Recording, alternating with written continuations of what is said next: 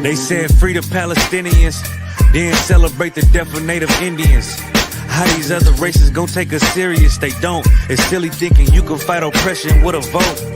I'm so woke, I got sleep deprivation. Belly of the beast giving birth to a nation. You know how I feel to have culture and they take it. It'll never be peace, tell them free the reservation. Till it's backwards, they don't know that they exist no more. Ever try reaching out for help and you just get ignored? Pick up vices like drugs, your child fill a void. They get a youth life sentence for a killing, he was just a boy. Niggas poor, what we living for? Life a gamble, it's like 10 or 4. Police hands around your neck, they just hit record.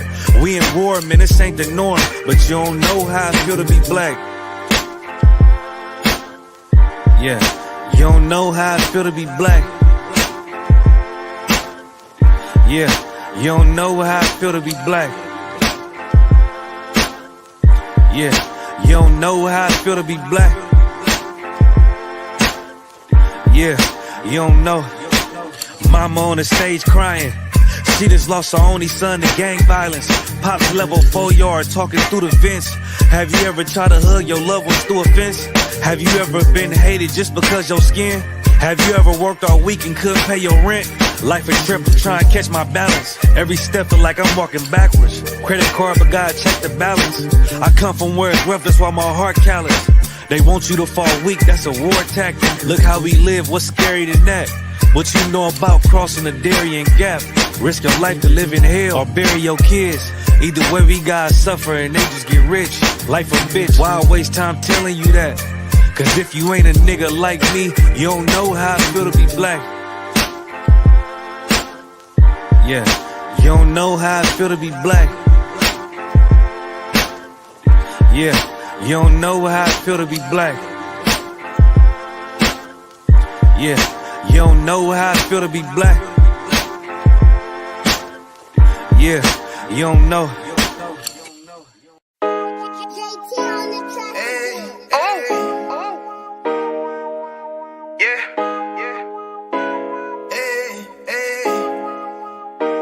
Fuck wrong with you, boy?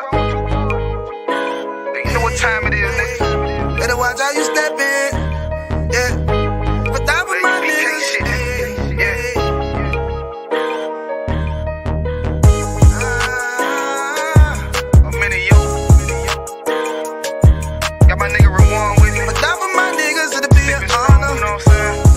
Under commanding general, your honor.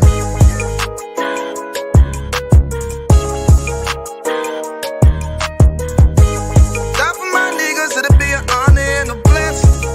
Look, hey, straight off the top, I love all of my niggas. That shit ain't gon' stop till we on top and we ballin', my nigga. We be fly as fuck, you know them bitches be stalking my niggas. That shit'll never change and it's the same with all my niggas. City to city, I should be at home. That's what my ribs say.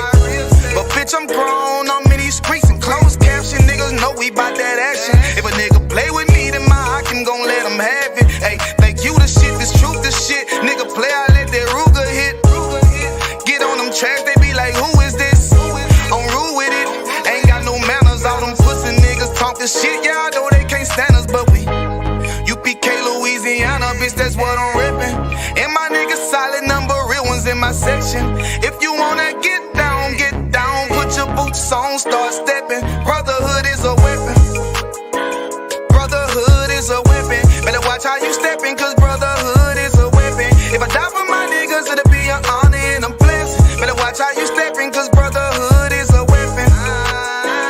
Brotherhood is a weapon. Better watch how you stepping, cause brotherhood is a weapon. If I die for my niggas, it'll be an honor and a blessing. Better watch how you stepping, cause brotherhood. I lay my life down right now for all my sisters and brothers, because I love them, I see them, dap them and hug them. It's amazing to see how well we adapt from the struggle. Born again from a life of sin, trapped in the gutter. My mind frame was to kill my own kind.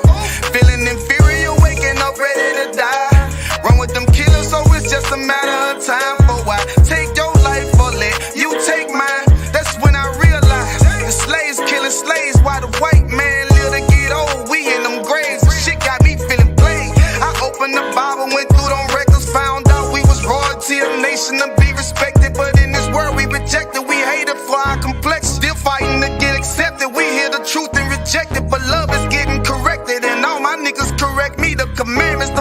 foundation we erecting. Brotherhood is a weapon. Brotherhood is a weapon. Better watch how you stepping, cause brotherhood is a weapon. If I die for my niggas, it'll be an honor and a blessing. Better watch how you stepping, cause brotherhood is a weapon.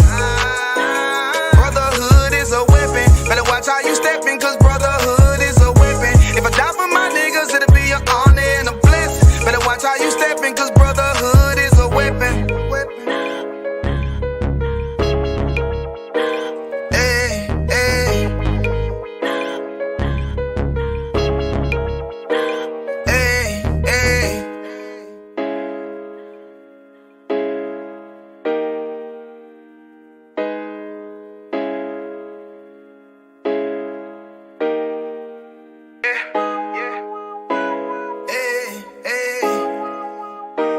Fuck wrong with you, boy?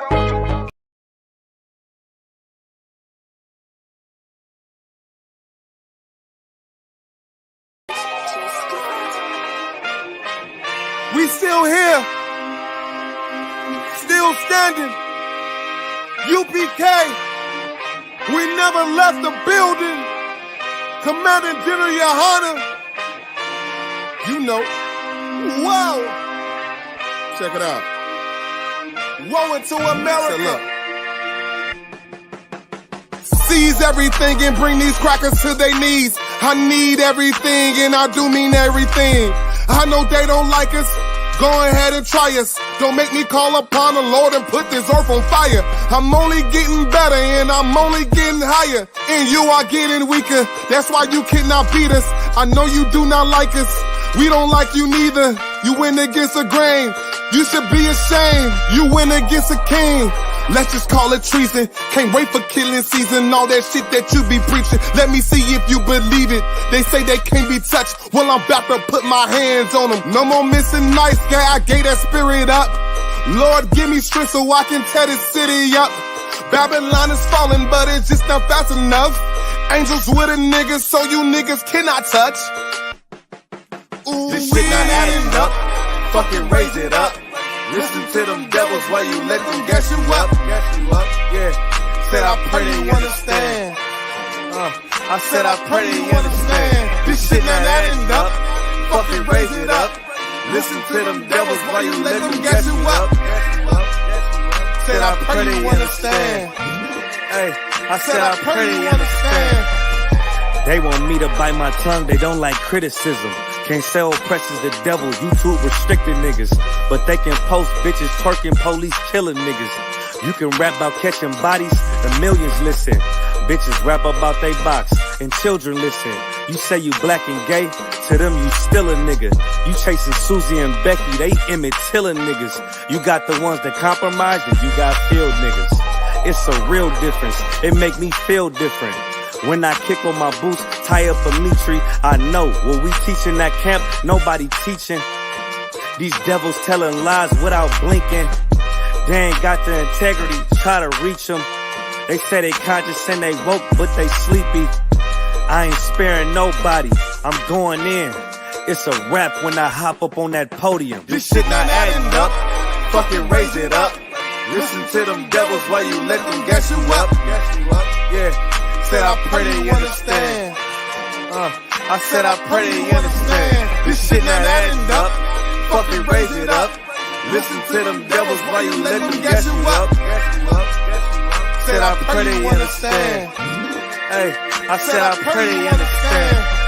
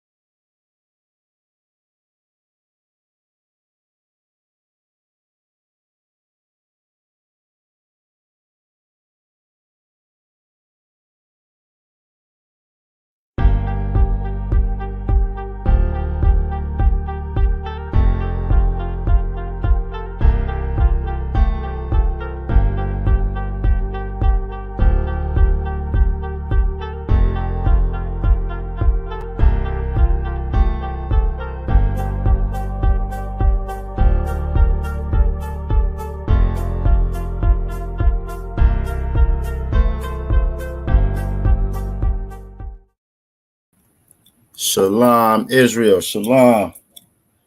Shalom, VA. Shalom. All right, let's see what we got going on. Make sure we up everywhere. We up live on Instagram. All right, we up live on X. We ain't messing around with TikTok tonight. We ain't messing around with them tonight. And we up live on Facebook. And we live on YouTube. With that being said, all right, clap it up. We are the Israelite School of Universal Practical Knowledge. Started out of 1 West, 125th Street, out of Harlem, New York, under Commanding General Yohanan. And since 1969, we have been teaching the truth of the Bible. That truth being that all so-called blacks, so-called Latinos, so-called Native Indians are God's chosen people. I say so-called because the name that they call you now, the name that we call ourselves, that's not the name that the Most High gave us. So I say so-called because we are the 12 lost tribes of Israel. And that lost, how you know you lost because you're calling yourself by something that the Lord didn't call you. Most of us don't even know what the Lord called us. Very, very unaware. He said no sound. That's not good. Hold on. What's going on? Hold on. Can anybody else hear me? Is it no sound with nobody? If y'all can hear me, let me get a 1W in the chat if you can hear me. Make sure we good to go. Appreciate it though, young man. That's what it could be, but let's make sure though. Let's make sure if everybody can hear me. Let me get a 1W in the chat if everybody can hear me. All right, so we got sound. So that means that oppressor, he messing with you, young man. That's the oppressor, the devil that the Bible speak of. He don't want you to hit his lesson today. That's what that is. So yeah, just check your mic. You might want to restart it and bring it back up, and you should be Tawab. All right. We are not affiliated with any Christian organization. And we're not affiliated with any other fake Israelite group. If they run around with little baby doll tassels on their shirt, they dressed all up uniform in purple, out there yelling and berating damn kids, that ain't us. And we not them. All right. So yeah, I got one. So I think we're good to go. I think everybody can hear me. The water for everybody joining us tonight. This is tonight's Brotherhood class. This is where we come to learn about brotherhood, what it is, what it consists of, how we administer it to one another. It's the one thing, or one of the things that we severely lack with amongst one another in our communities and our families. The brotherhood is gone, but one place where it's thriving and growing and getting stronger every day is inside this Israelite School and Universal Practical Knowledge. The watch of Commander General Yohanan for that, for holding on and passing down that wisdom, that knowledge to us. You feel me? So that we can grow this nation the proper way. Let's give a little shout out, see who all we got with us tonight. Over on Instagram, we got Kamadah Yashakar, or Sign Christ. Y'all Bashim Yashar Brakatha. And then everybody else should be showing up on Facebook. Let's see who we are on YouTube. So it's like, let's see who we got. We got Akwafra Aya in the building. Yahweh Shamal Athan Bashim Yahweh Shah. We got Akwafra Dasa in the building. Yahweh Shamal Athan Bashim Yahweh Shah. We got Akwafra Tower Bath in the building. Yahweh Shamal Athan Bashim Yahweh Shah. The sisters is in here deep as usual. We got Sister King Yessa in the building. Yahweh Shamal Athan Bashim Yahweh Shah. We got the young man Edward in here. Yahweh Bashim Yahweh Shah Barakatah. It was good to see you and your family. You know, I'm sending a Sabbath service too, man. I wish I could have been there to meet everybody, but Most High in Christ, I'm awesome. I'm really glad that you was able to make it. Bring your rib, bring your little one. Who else we got up in here? We got Trey in the building. Yahweh Bashim Yahweh Shah Barakatah. What's going on, young man? We also got Aqua Fana in the building. Yahweh Shamal Athan Bashim Yahweh Shah to you as well, sis. We got Aquaf. I'ma die in the building. Y'all Shamal Thon Bashim Yahweh. Young man that would say he hear everything now. Oh, my bad. Aquaf Kanyesa, she fooled me. You gotta change your name so we know that's you. I thought we had another sister up in here. But I should have known though. That's Dabara. So Yahweh Shamal Thon Bashim Yahweh. It's good to see you in here as well tonight, sis. And yeah, we got a full house. Most High in Christ. We got a full house. All right. So again, tonight's Brotherhood class where we come to learn about Brotherhood. Officer 50. Calls upon the building. Y'all Bashim Yahweh Shabrakatah. Yeah, we got a whole squad in here. But we're gonna have a good class tonight. We're gonna learn a little bit about Brotherhood, what it is, what we got to do to keep it, maintain it the whole nine. All right, I can see a little clear now.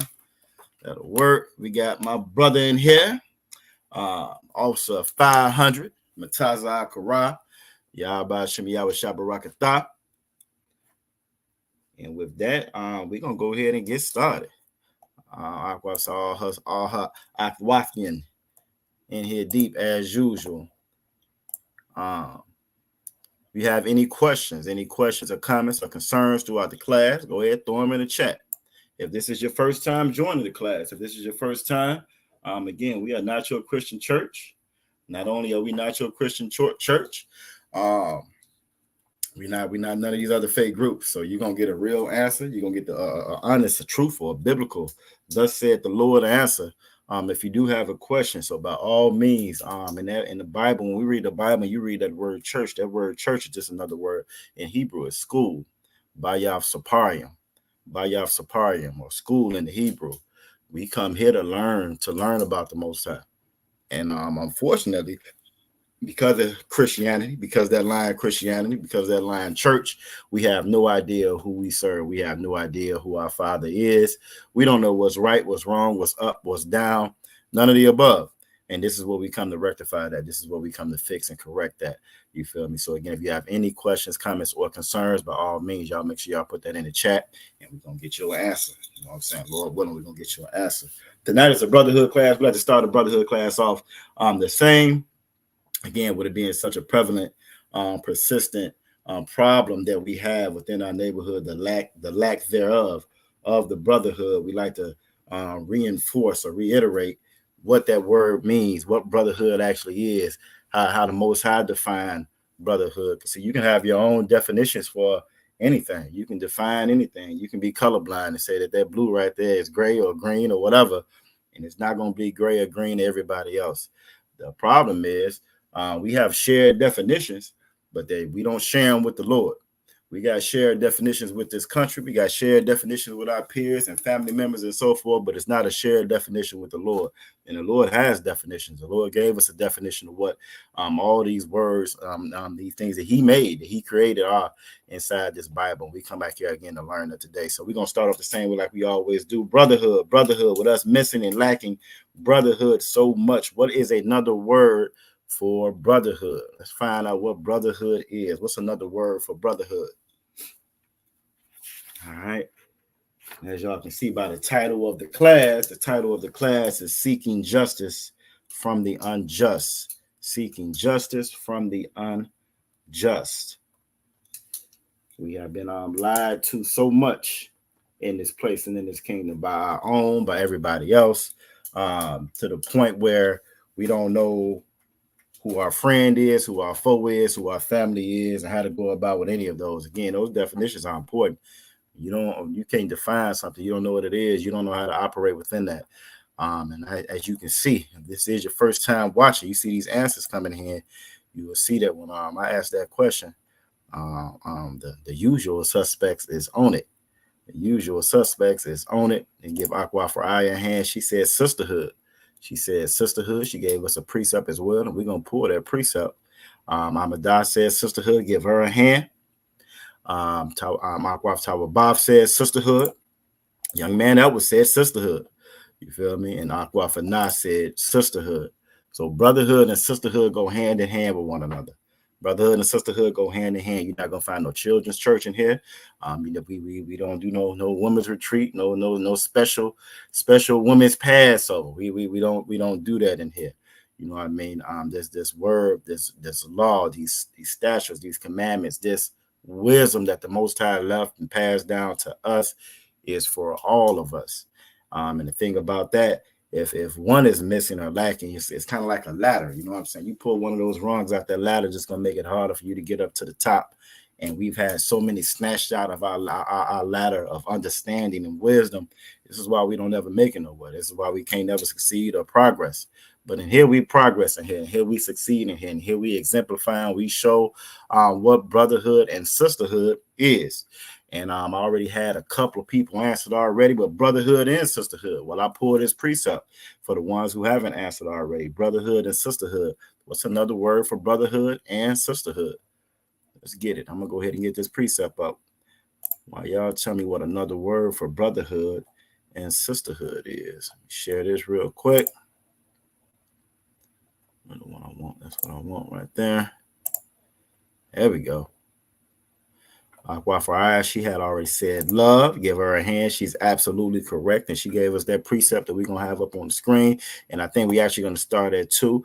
Akwaf Ahmadai said love. 1 John 5:3. Officer Mutazar Kara said love. 1 John 5:3.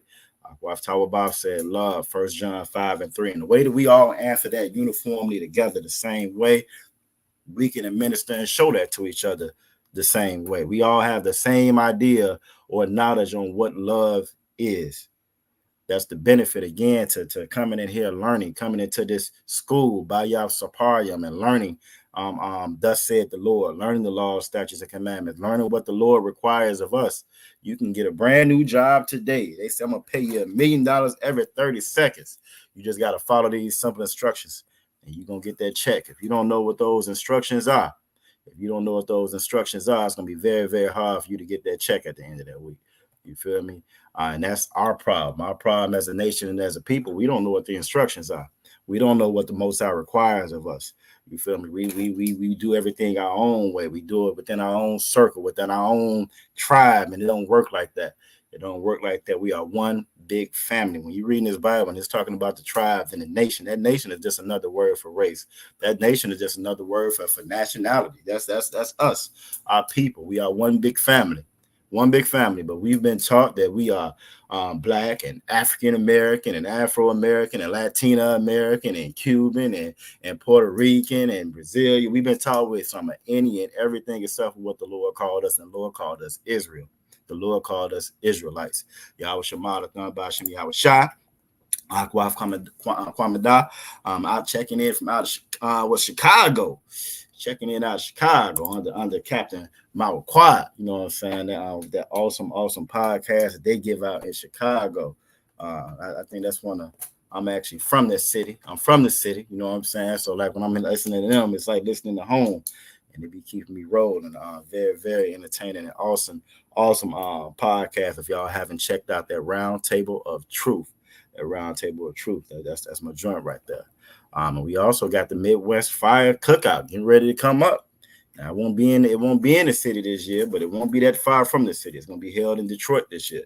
I want to say August 1st through the 4th, I believe. August 1st through the 4th. So y'all make sure if you can make it down there, you don't want to miss it. From the lineup that I've seen, it looks like it's going to be an awesome time.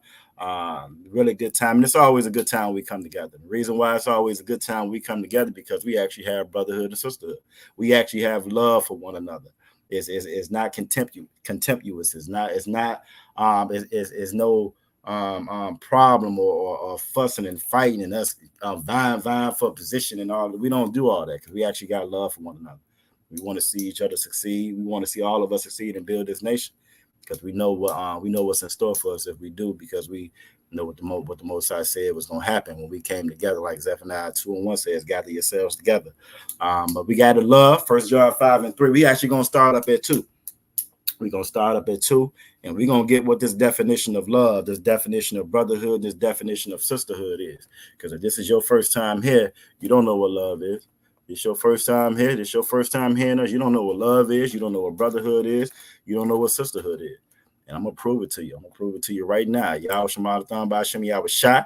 We got Akwaf Shelly in the building. Good to see you here.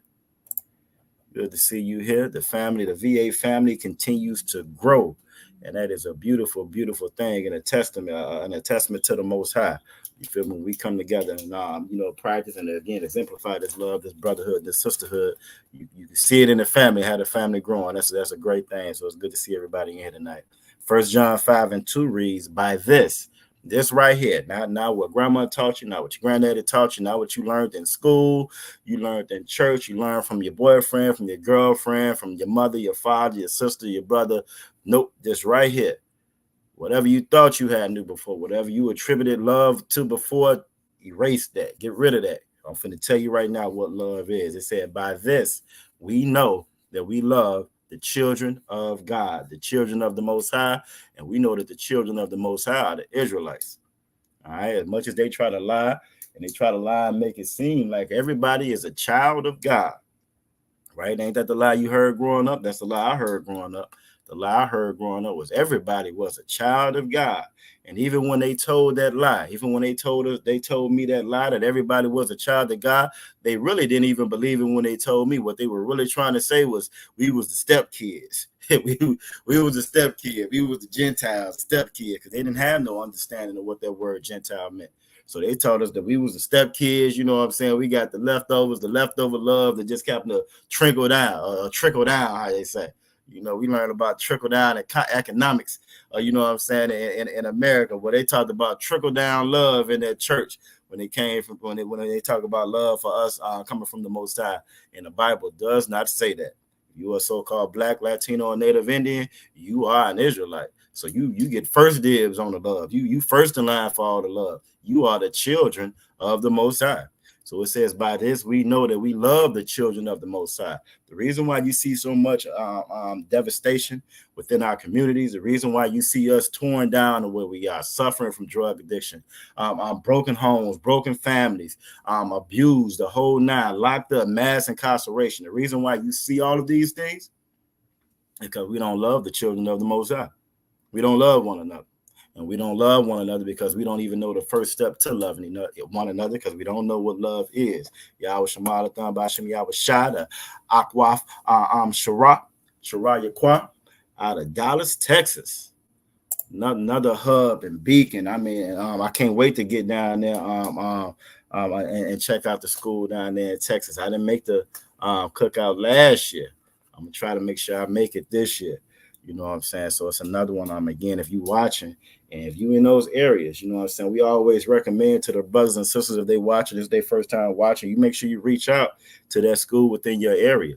You know, we don't talk about it. We actually get out there and do it. You know what I'm saying? So you make sure you reach out to the school that's in your area so you can get whatever you need, and you can make sure you can help other brothers and sisters with what they need. We real live, in touch, OJT, boots on the ground type squad. That's how we roll. You know what I'm saying? So again, if this is your first time watching, make sure you might want to make sure you put your city name and state inside the chat.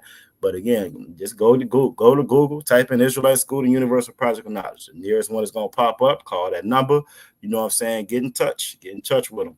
And again, this is that time. If y'all haven't noticed, if you've been watching the news or whatever, if you pay attention to the signs of the things that's going on right now, the signs of the time, this thing is wrapping up. And the closer and closer it wraps up, the harder and harder it's going to be for our people out there. You feel me? So it's going to take this brotherhood, this sisterhood, this love that we're talking about in order for us to make it, in order for us to survive this thing. You feel me? But it says, by this we know that we love the children of the Most High when we love God. See, a lot of us say we love God. A lot of us say we love each other. But if you say you love God and you say you love each other and you don't do this last part right here, the Bible says that you're a liar. The most important part about this is that we keep his commandments. So again, if you're not keeping those commandments, if you can't keep those commandments, you don't even know what those commandments are to keep. If you done been in that church and they done lied to you your whole life, told you that the law is done away with, while they eat on bacon, pork, shrimp, lobster, crab, go to church on Sunday the whole night, while they break every law, you know what I'm saying, that's inside of the Bible. They break all these laws, throw their hat in their hand and say, oh, thank you, Jesus, take the wheel and all that mess. You feel me? If that's your background, that's where you done came up from. You may have thought that you love. You may have tried in your heart, your earnest. You tried to love one another. But if you're not keeping the commandments of the Most High, you don't love each other. We don't love each other. We don't keep the commandments of the Most High. It's impossible for us to love one another if we don't keep the commandments of the Most High. We can go to the next verse. This is the again, to always drill down on it. The thing I love about this word, you'll get in that church, them Christians, they try to use the word to fight the word. They try to use one part of the Bible to fight another part of the Bible, and the Bible doesn't work like that. The Bible builds on each other. And inside this Bible, it says that none other shall have his mate. No, none other shall want his mate. This Bible ain't got no match, no comparison. You can't put up the Quran next to the Bible and say, see, look, this is proof. It's not proof. That Quran is just proof that everything else is a lie. That Quran is just proof that we serve and worship idols. This Bible is the proof that we don't even know what love is. It's the proof that we are the Israelites. We are the 12 tribes. It's the proof of that. But because everybody lies on this Bible, they don't know what's inside this Bible. We don't know what's inside of it, and we are steadily in a state of deterioration when it comes to our people. Each generation gets far off and worse than the next generation. Think about it. We were better off. We were better off right after slavery than we are right now in 2024. And the Bible says that, wisdom, oppression make it the wise man mad. If you ain't got no wisdom about you, you don't even recognize and see it. You think this is the best of the best of the best. You can't get no better than this. It's 2024, baby. YOLO. Can't get no better than this. Living my best life. Ain't that what they say in that church? Living my best life. Why? Because they're clueless. They're clueless to what love is. They're clueless to what these scriptures say. They're clueless to even read the signs of the times around them. They are content in Babylon. They're content in Babylon.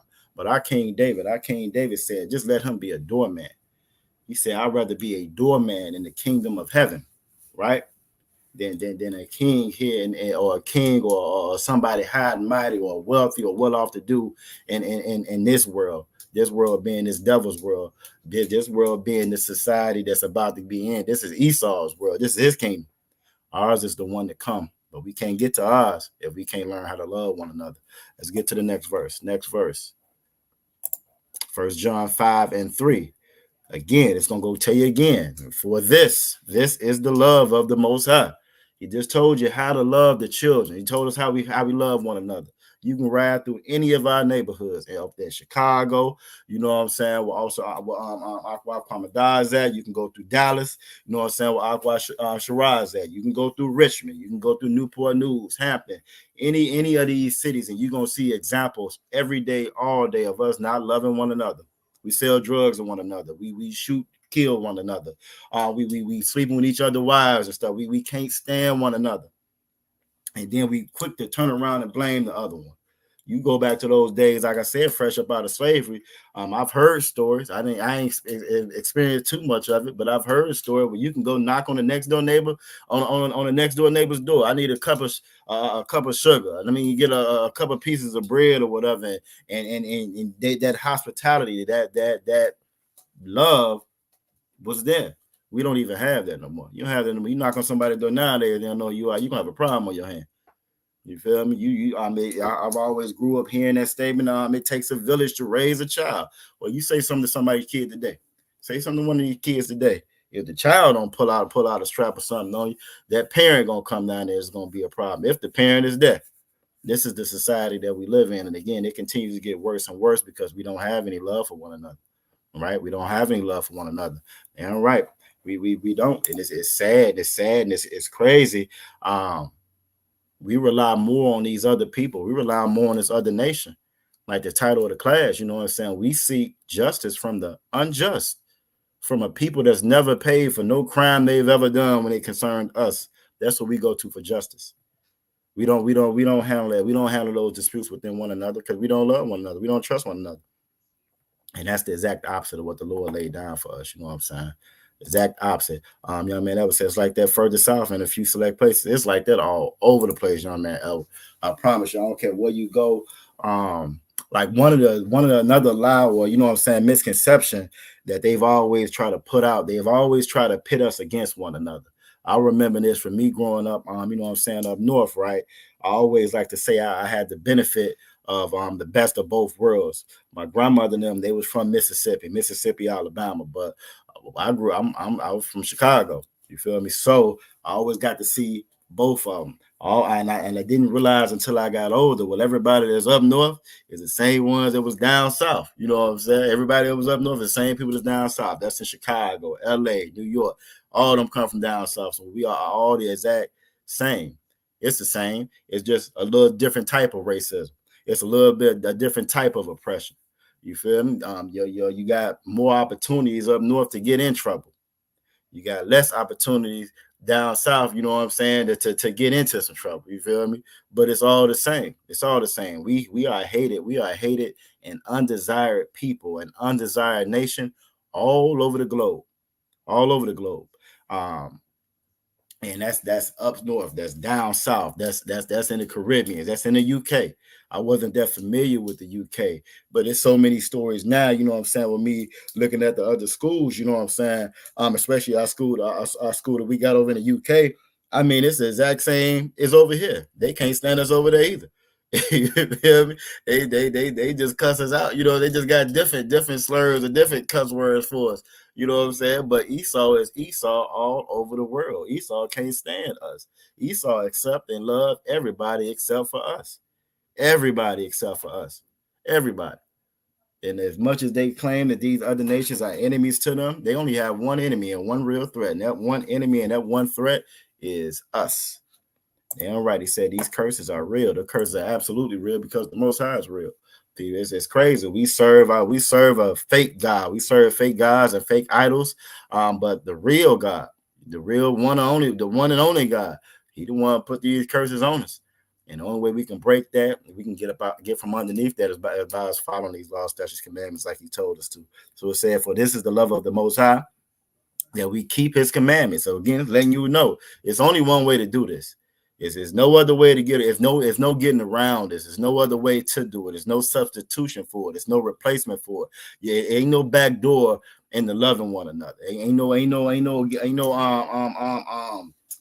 different lane, or there's nothing else that we can do to love one another if we're not keeping these commandments. As it may come off like love, it may sound like love, it may look like love, but in the end, you're going to see exactly what it was. And I got a couple stories we're going to look at tonight just to kind of show that. What we thought was love. We thought civil rights was love. We thought standing in those lines, going out there protest, letting the dogs bite us. We thought all of that was love, right? We thought Christianity coming up, just forgiving these oppressors for everything that they done did, putting on that suit to look like him, accepting his idea of life, his way, his culture, his heritage, you know what I'm saying? Celebrating 4th of July, right? We thought by doing all of that, that's love, and these people are gonna love us eventually. You get right here to 2024, and I got several different stories I can show you right now to show you, no, they do not love you. No, they will never ever love you. And it's foolish. It's foolish to think that you are smarter than the Most High.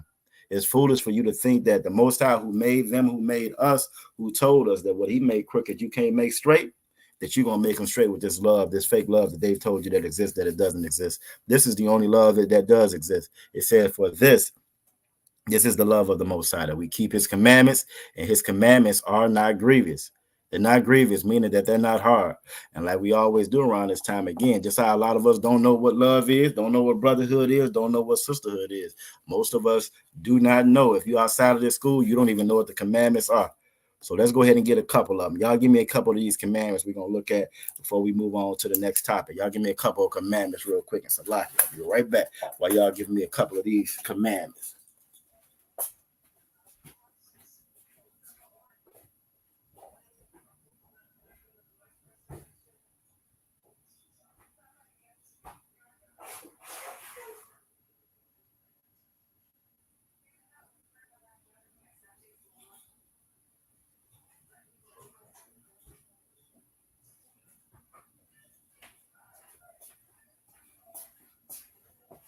All right, we back. All right, I don't see nothing in the chat now. Y'all give me some of these commandments. What's some of the commandments that we got to keep? Because if you're listening to that church gonna tell you that they're too hard to do. You can't do them. You can't keep them. That church gonna tell you that they don't exist no more. That's impossible. That's impossible. Those same ones that beat themselves on the chest. They pride themselves on being called Christian. But when you even look at that word Christian means Christ-like. But they don't do nothing that Christ did. That word Christian means Christ-like. You following Christ, but they don't follow Christ. They follow Joe Biden. They follow Trump. They follow TD Jakes. They follow their pastor and the first gentleman. That's what they follow. They don't follow Christ. Because they follow Christ and they would do these laws. They would follow these laws, statutes, commandments the way that he did. Christ was born like his brothers, like us. He was born like us, and he was able to keep all those commandments. What that tell you? That tell you that we can keep them as well, and that they're not grievous. And the only reason that we don't keep them out of our own selfish desire and lust, like obviously Rashomon was talking about yesterday. You feel me? But let's look at what we got. Let's look at some of the ones we got. We got love the Most High, and we see right here that love is keeping these commandments. So let's get that. Let's get Deuteronomy 6:5. Let's get that. Deuteronomy 6:5. And what you're going to find is a consistent theme, a consistent river that flows through this Bible. You know what I'm saying? As much as they try to twist it and turn it and make it sound like something that is not, you feel me? They always try to make this thing sound like something that is not. But when you really read it for yourself, when you really get the proper understanding from the prophets of the Most High, you're gonna see exactly what this Bible is saying. Now I know you said Deuteronomy 6:5, but let's start at 4. Let's start at 4. Let's start at 4. The reason why I want to start at 4, again, I want to show you this river that I'm talking about. Deuteronomy 6:4 reads, "Hear, O Israel." You feel me? Hear, O Israel. It ain't talking to everybody. As much as they try to lie, they're gonna lie and they're gonna tell you that this Bible is for everybody in the whole wide world. But it just said right here, "Hear, O Israel." And it's crazy, right? You go in anybody's mailbox in America, that's a felony. You go in somebody's mailbox and steal their mail, and that's a felony. Yet and still, the whole world done stole your mail. The whole world took your mail. This was wrote directly for "Hear, O Israel." You can go up to verse 3. "Hear therefore, O Israel." This whole book is Israel. Over 2,500 times it says Israel in this Bible. 2,500 times. You imagine you reading the book and there's one word in that book consistently. Over 2,000 times it mentions this one word in this whole book. If you put that book down, if you don't know anything else, you're going to know that one word, because that one word was in that book 2,000 times. But we went in that Christian church. We was in there for 20 years, 30 years. All them years we was inside that church, and we did not know that this was talking about the children of Israel. How we didn't know that? We didn't know that because, again, they taught us their definition of love. They didn't teach us what this Bible said. They didn't teach us what the Lord told them to teach. Why? Because they weren't called by the Lord to teach you to begin with. They weren't called by the Most High to teach. But this is how you come in here and you get real brotherhood, real sisterhood, and real love. Y'all by Shem Yahweh Brakatah. Officer 5,000 Rashamath in the building. You know what I'm saying? This is where you come to get real love. But think about that. Israel, over 2,500 times. We walked out of that church, never knew it. We walked out of that church, never knew it. We walked out of the church. I bet it is something that I could say something that you did know, though. I bet you thought that you had free will. Right? I bet you thought you had free will, right? God gives us free will. We all knew that, right? Guess what? That's not in the Bible. Now imagine that. That's not in the Bible, but Israel is in the Bible. But you grew up knowing that you got free will, but you didn't grow up knowing that this was the God of Israel, that he's talking to Israel. You know what I'm saying? It's all good. Aqua for eyes, let me know. You know what I'm saying? So Salakia, I know now. You know what I'm saying? But it's good to see you up in here. And unfortunately, we still got to use them slave name, but it's all good. It's the wild. But even that, it's an amazing thing. Even that is the proof. Even that's proof right there. The fact that we go around by another man's name, Johnson, sons of John's, property of John, or the John family. We go around with other people with the slave master's name still attached to us, and we don't realize that we're slaves in this kingdom. As much as we try to say that we're free, right? As much as we try to say that we're free, we still walk around with the oppressor's name attached to us. That's just proof of what this Bible was saying, and this Bible was true, that we serve the one and true God.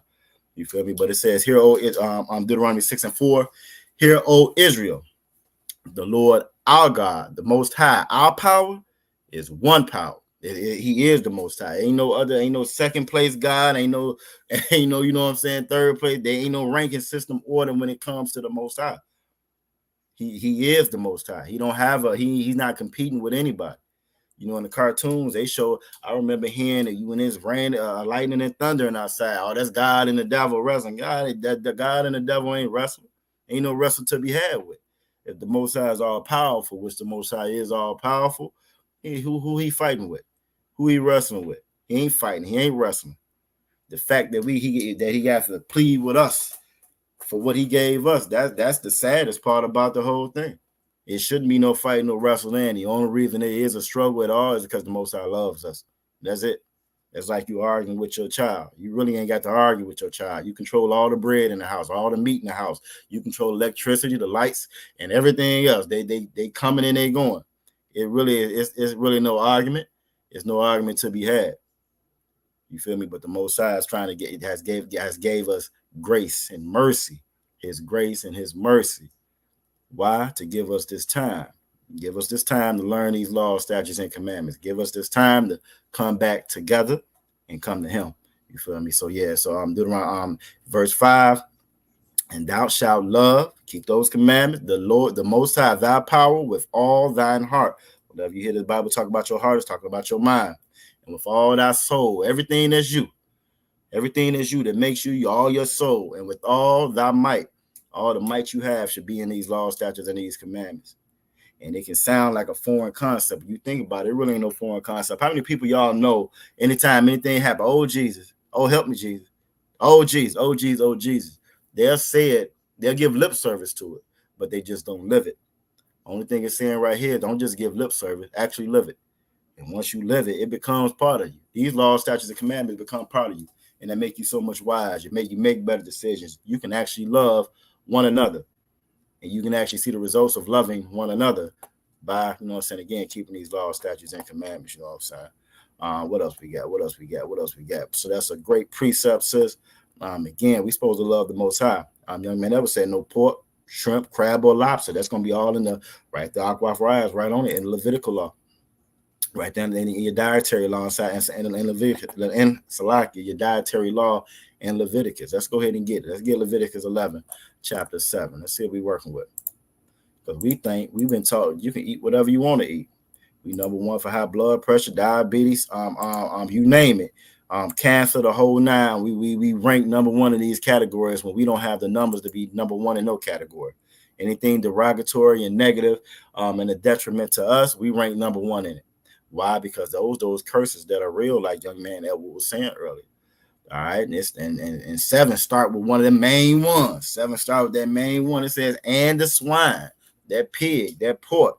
You know what I'm saying? We can't get enough of. That we can't get enough of. On that other white meat, how they say, right? Though he divide the hoof, right, and be cloven footed. Because but before that, it's letting you know that, you know what I'm saying, that they divide the hood and our cloven foot, you can eat them, but it's letting you know it's specifying. There's no confusion. And the Bible says that the Most High is not the author of confusion. The only reason that we are confused is because who we listening to. The only reason you're confused is because your teachers you've been listening to, they don't know what the hell they're talking about. So that's why you're confused. Because there's no confusion in this Bible. None whatsoever. Nowhere in the world you can read this scripture right here and think it's okay if you go get you some pork chops. You think it's okay if you go get you some of that pork bacon.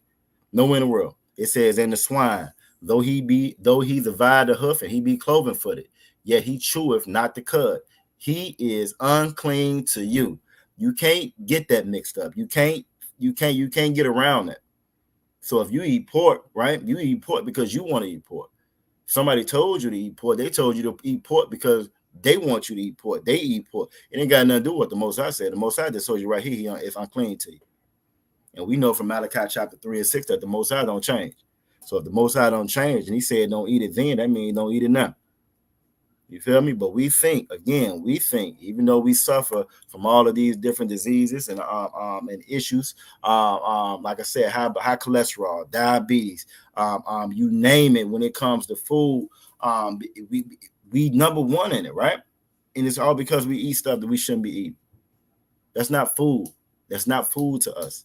That swine is a walking trash compactor. It's meant to clean the earth. Catfish, that's not food to us. We're not supposed to eat that. Shrimp, we're not supposed to eat that. Those are all bottom feeders that clean the earth. This is why the water is so dirty now when you look out in the ocean. Go look at if you ever get a chance to look at some of the pictures from before back in the day, or any kind of any isolated body of water. Well, you ain't got people around it, snatching everything out the ocean and keep it clean. It looked totally different from what Lake Michigan. You know what I'm saying? Look totally different. You know what I'm saying? From the Gulf, it looked totally different. Why? Because we done took everything out the water to keep it clean. The Most High put it to keep it clean, and we eat it and we digest it. Feel me? So then verse 8, it says, of their flesh shall ye not eat. We're not supposed to eat of their flesh, and their carcass shall ye not touch. They are unclean to you. These shall ye eat of that are in the waters. So it's gonna let you know what you can eat. Whatsoever have fins and scales. If that fish got fins and scales, you can eat that. In the seas and in the rivers, them shall ye eat. The Most High is giving you a list, a rundown of what you can do and what you can't do. That's love. And by following that, that's love. Feel me? Deuteronomy 10. Aqua. So great job with that. Aquaf. Ra'aya. Aquaf. Amadah said Deuteronomy 10 and 20. Fear the Most High. And right, let's get it. Fear the Most High. All right, Deuteronomy 10 to 20. We're gonna go through those, then we're gonna jump on this lesson. Deuteronomy 10 and 20. Now I'm keeping it on this page for a reason. Again, if this is your first time watching, what we use is the King James 1611 Bible. Now you can go online and find the same Bible on here. This is just the King James. It's that same Bible, but the difference with that King James 1611 is going to have what's called the Apocrypha inside of that. The Apocrypha standing for the hidden books. The hidden books. You know what I'm saying? They took the Apocrypha out. You probably came up hearing about like the Council of Nicaea and all of that, and they'll lie and tell you, well, the Bible been changed. The Bible been changed. Well, if the Bible's been changed, let's use a little bit of deductive logical reasoning, right? The Bible condemns the oppressor for oppressing us when nobody else on the earth and in the world cares about us. Nobody else on the earth and the world gives us justice, administers justice to us, or none of that. You feel me? But however, inside of this Bible, it says they're going to pay for what they did to us. So you would think that if the same people who never give us justice, the same people who have had a grudge, have hated us, have done everything in their power to keep us at the bottom for hundreds and hundreds and hundreds of years, right? If those same people, why would they not exclude or take that part out? You can watch any movie on TV, any movie whatsoever. I don't care what that movie is. The oppressor is the hero in that movie. The oppressor got to be Superman. He gonna be kings of gods of Egypt. You name it. He the last samurai. Whatever that movie is or depiction is, he gonna be the hero inside of it. So if he changed and tampered with this Bible, why he didn't make himself the hero on this Bible? He changed the picture. They gave you the picture of Caesar Borgia, right? They gave you the picture of Caesar Borgia, went around with crusades, unaliving some of everybody to make them say and believe it, but they didn't change this word. They ain't changed this word. They're not smart enough for that. They're not smarter than the Most High. Just like you're not smart enough to know what love is outside of what the Most High said it was going to be. They're not smart enough to change his word. You feel me? We fool ourselves to think that we can outsmart the Most High. Truth be told, that's where we get it from. We get it from that oppressor. That's where you get it from. All right, so Deuteronomy 10 and 20. Deuteronomy 10 and 20 reads, thou shalt fear the Most High, thy power. Problem is, see, that church don't taught you don't fear the Most High. The church taught you that God is up in the clouds wrestling with the devil. And that's why it's thunder and lightning outside. It's a wrestle. It's a fight. There ain't no damn wrestle. There ain't no fight. Ain't no wrestle, no fight. The angels do what the Most High say do. Devil do what the Most High say do. You feel me? The only ones that don't do what the Most High say do is his children. It's us. It's us. But you should fear the Most High. And if we really understood these curses, like young man Edward was talking about, if we really understood these curses, the ramification of these curses and how these curses ain't going nowhere, if we really understood what we were going through, word of curses, then we would fear the Most High. If we really understood that diabetes, high blood pressure, you having to send your child to a school to be taught by the oppressor, you got to get up at 6, 7, 8, work from sun up to sundown. Work, I say work from can't see to can't see. You feel me? You got to get up and do that. Is a curse. That's a curse. You get up and everything you make, you provide, it goes to another nation, another family. It doesn't go to yours. You are in forever, ever servitude here. Forever servitude. That is a curse. That's a curse. But listening to that pastor, you think it's a blessing. Oh, Lord, thank you for this good job I just got. Thank you for this good job I just got. You know what I'm saying? That you think it's a blessing. You think it's a blessing. We stand in line for civil rights, and they'll pass a bill. They'll pass a bill, write a law. Oh, thank you, Lord. We got the right to vote. Thank you, Lord. Thank you, Lord. We think it's a blessing. We think our curses, the same curses that the Most High put on us, we think are blessings. And that comes from listening to these lying Christian pastors, your religious leaders, your political leaders, listening to everybody, any and everybody outside of what this Bible says. No, but you're not listening to the Most High. You're not listening to God. You're listening to everybody else. And that's the problem. And the reason, and as a result of that, you go to the unjust, to the unjust, to the unalive, to the murderer, to the abuser. You go to him for justice, and you don't go to the Most High. But it says, thou shalt fear the Most High, thy power. Him shalt thou serve. We shouldn't be serving all these other fake gods. Shouldn't be serving these false gods, these false idols. We should be serving the Most High. And to him shalt thou cleave. Shalt thou cleave. We should be holding on to that and nothing else. We more concerned in holding on to a paycheck than we do the Most High. That's what we do. Most of you got a lot of brothers that don't want to come into this truth. Why? Because that's gonna conflict with their Saturdays. That's the only day I get off. That's the only day I get off. Which means we got to serve the Lord today. Well, the church doing on Sunday. At least I still got my Saturday. I can still go kick it, right? We more beholden to a paycheck. We're more beholden to friendship with this devil. We're more beholden to status in this community, to social status. You feel me? We're beholden to any and everything outside of holding on to the Most High, cleaving to the Most High, to the same ones who put these curses on us, the only ones that can take them off of us. The one who can that holds the key to your soul, your life, death, the whole nine. We worry about the oppressor. We don't worry about the Most High. And swear by his name. And when it says to swear by his name, that means swearing by his name and his reputation. See, at one point in time, we knew the reputation of the Most High. When the Most High had Moses walk us out of Egypt, we knew the reputation of the Most High. And everybody else in the whole world knew the reputation of the Most High. But now we don't swear by the name of the Most High. You got more of us that swear by the name of America than the Most High. You got a lot of Israelites that swear up and down that America will never fall. This place ain't never going to go nowhere. This place ain't never going to fall. Ain't nobody touching America. And it shows you just how disconnected they are from the rest of the world. Because you can just look around and you can go to any other outsources or news outlets, you know what I'm saying, that's outside of American news, and you're going to see a totally different sentiment than what you get from over here. The rest of the world don't view America like you view America. The rest of the world don't love this oppressor like Israelites here in America love this oppressor. That's a local thing. You know what I'm saying? That's a local thing. That's not worldwide. And we are the only ones that love our oppressor the way he is. A lot of the other ones can see him for who he really is. We can't. And we can't because we're too close. And we again listening to these same the Christianity, the church, the listen to all these other different avenues of learning as opposed to this Bible. This Bible is our only wisdom. This is the only way we're gonna get wisdom through this Bible. You can't get wisdom in the school system. You can learn how to remember a whole bunch of things. Yeah, you can do that. But the Bible says, I'm going to call the wise among them foolish. You feel me? You're going to call the wise among them foolish. You want real knowledge, you got to come here underneath the brothers inside this ISUPK. Priests and prophets of the Lord is going to teach you, thus saith the Lord. Regardless of how you feel about it. Regardless of how we feel about it. We're going to love each other like we're supposed to because the Most High said we had to. All right. What else we got? We got a couple more. We at 7:59, perfect, right on time. Aqua for now got Exodus 20:8 to keep the Sabbath. Keep the Sabbath, you know what I'm saying? It's amazing. Again, all these Christians, everybody, you can go to any one of them cities that I named earlier. I remember growing up in Chicago, you know what I'm saying? And we would ride up to the city, you know what I'm saying, every Sunday, you know what I'm saying, for church and all that mess. And like blocks and rows and rows of number cars. Can't park nowhere. Can't partner on it, especially during summertime. You feel me? Can't partner doggone well. And that's with any city. As I got older, I realized that's all your cities, all your major cities where if it's selling drugs there, it's gonna be 50 million churches there.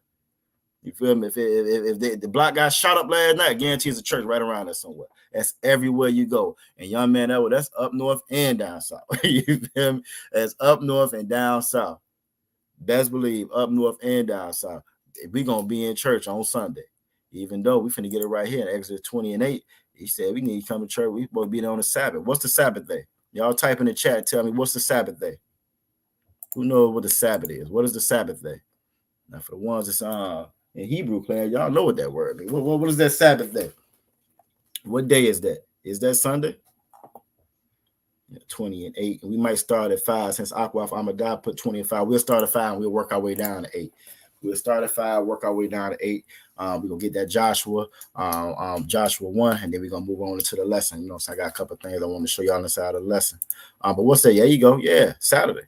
Oh, my bad, Nasalaka. Akwaf Tawabaf got one here about tattoos as well. We'll pull that as well. But like Akwaf Amadah said, though, Saturday, Sabado. That's gonna be your Sabbath day, not Domingo. Sabado, not Domingo. Saturday. I've been practicing my Spanish a little bit, y'all. But yeah, that's gonna be on Saturday. It's not gonna be on Sunday. You feel me? And this is the problem. Something as simple as that. Officer Mataza Akara always bring it out. You know what I'm saying? When he be teaching, I've heard him say it multiple times. You know what I'm saying? When he talks about the least of these commandments that teach. And to teach that breaks and teach to break the least of these commandments. That's a least commandment. It says Sabbath. It says Saturday. It says the 7th day. That's real easy. Sunday is the first day. It's not the 7th day. That's an easy one to get. You feel me? That's a very easy one to get. But it's so hard for us to follow the Most High because we don't want to do anything He said. We want to do it our own way. We want to do it this pastor because the pastor's gonna make it sound good. The pastor's gonna allow you to do whatever the hell you want to. You ain't got to do what the Lord says. There's no requirements in church. Christianity has no requirements. There's no requirements in Christianity. You can be the biggest drug dealer and still have the biggest Jesus piece on your neck. You can be in church. I'm sleeping with all the brothers' wives in church. And you're not going to lose no parishioners once it comes out. And you got babies and stuff popping up all over the place. No parishioners. You can come to church. You can leave from the club that Saturday, right? That same Saturday, you can leave the club that Saturday night, had the same outfit you had on that Saturday night, go to church that Sunday. And you're going to feel just as home, feel right at home. And I'm right, you're going to feel right at home in there. Why? Because there's no requirements inside of that Christian church, none whatsoever. So we're going to start at 5 and work our way down to 8. It says Exodus 20, chapter 5. Exodus chapter 20, verse 5. Thou shalt not bow down thyself to them. We're not supposed to bow down to these other gods. Not supposed to bow down to these other gods, to these other nations, right? Nor serve them. For I, the Most High, thy power, am a jealous power, a jealous God. Now, we can understand that in our personal lives. Especially, I know the sisters can understand that in their personal lives. For a lot of the sisters coming here and following these laws, statutes, and commandments and realizing and learning that, you know what I'm saying, your husband have another wife, that's a rough one to swallow right there. But you can understand that in your personal life, right? The brothers can understand in their personal life. What was yours is yours, right? Well, the Most High feels the exact same way when it comes to us. The Most High is a jealous power. The Most High said, I done laid all this. I walked you up out of Egypt. I had Moses walk you out of Egypt. Nobody else did that. Allah didn't do that. Allah didn't do that. Nimrod didn't do that. Santa Claus didn't do that. The Republicans didn't do that. The Democrats didn't do that. They didn't do that. He did that. But yet and still, we serve and bow down to everybody else. We serve and bow down to everybody else. I did one TikTok with being Pride Month, and they had the alternative lifestyle member, Billy Porter, right? He a brother. I think he's an actor or whatever. He's the main sodomite in all the movies or whatever. You know what I'm saying? When they need a brother sodomite, I think he's the first one they call. You feel me? And he is bound down, kissing the hand. Oh, Sleepy Joe, kissing his hand. You feel me? Breaking all the laws in a dress. This brother in a dress. You know what I'm saying? And it's because, again, we bow down to these other gods. We bow down to these other gods. And the thing about it is, you may not consider it to be worship. You might not call it that. Just like you might not call love. But the Bible calls that worshiping other idols, worshiping false idols, worshiping other gods. That's what the Bible calls it. So your definition really don't matter. The Most High is giving you what the definition of what it really is. He said, and then it says, visiting the iniquity of the fathers upon the children. This one, yeah, you talk about them generational curses, right? This is what we're talking about. We always think that we can break a generational curse with a check. Just give me a check. I'm gonna be all right. Nah, check ain't gonna get it. Because the Most High saying right here, he gonna visit the iniquity of the fathers upon the children unto the 3rd and 4th generation of them that hate me. How you know you hate the Most High? Because you don't keep his laws, statutes, and commandments. What's the opposite of love? Hate is the opposite of love. If you don't keep these laws, statutes, and commandments, you hate the Most High. Now, that's a very harsh thing to say. That might be hard to digest, hard to swallow. But if you don't keep these laws, statutes, and commandments, you hate the Most High. And showing mercy unto thousands of them that love me. See, we came up in here in this truth. We came in this ISUPK. We got the mercy of the Most High. We got the grace and the mercy of the Most High. We may have been just as wicked as a lot of our counterparts out there in that world. But then we came in here and we changed our lives. We came in here and changed our lives. We unalive. We unalive that old man. We unalive that old woman. And we became a new creature. We became somebody new. You feel me? And once we became somebody new, we gained the mercy and the grace of the Most High. That's that. But that's the only way you can get it, though. You don't get it by jumping up and down. You don't get it by saying, well, I'm just sorry. I'm just sorry. I'm not going to change what I'm doing. I'm just going to beg and say I'm sorry and expect no consequences to come. Most High don't work like that. Most High is a good father. A good father. A good father going to live up to his word. For better or for worse for you. A good father's going to live up to his word. You feel me? And verse 6, Salaki, and verse 7. Thou shalt not take the name of the Most High, thy power in vain. We take the Most High's name in vain. We think his name don't mean nothing. We don't think his name mean nothing. We don't think his reputation mean nothing. Everything he's done for us, we don't stand by that name. We don't stand by that reputation. Because if we did, we would follow him and nobody else.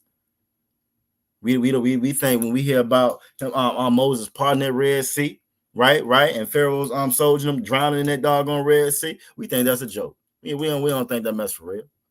If we knew that was real, then we know that. Then we would know what high blood pressure and diabetes and monkeypox and AIDS and STD. We would know all that stuff come from. All that comes from the Most High, and we would respect that, and we would follow His laws, statutes, and commandments, so it wouldn't afflict us.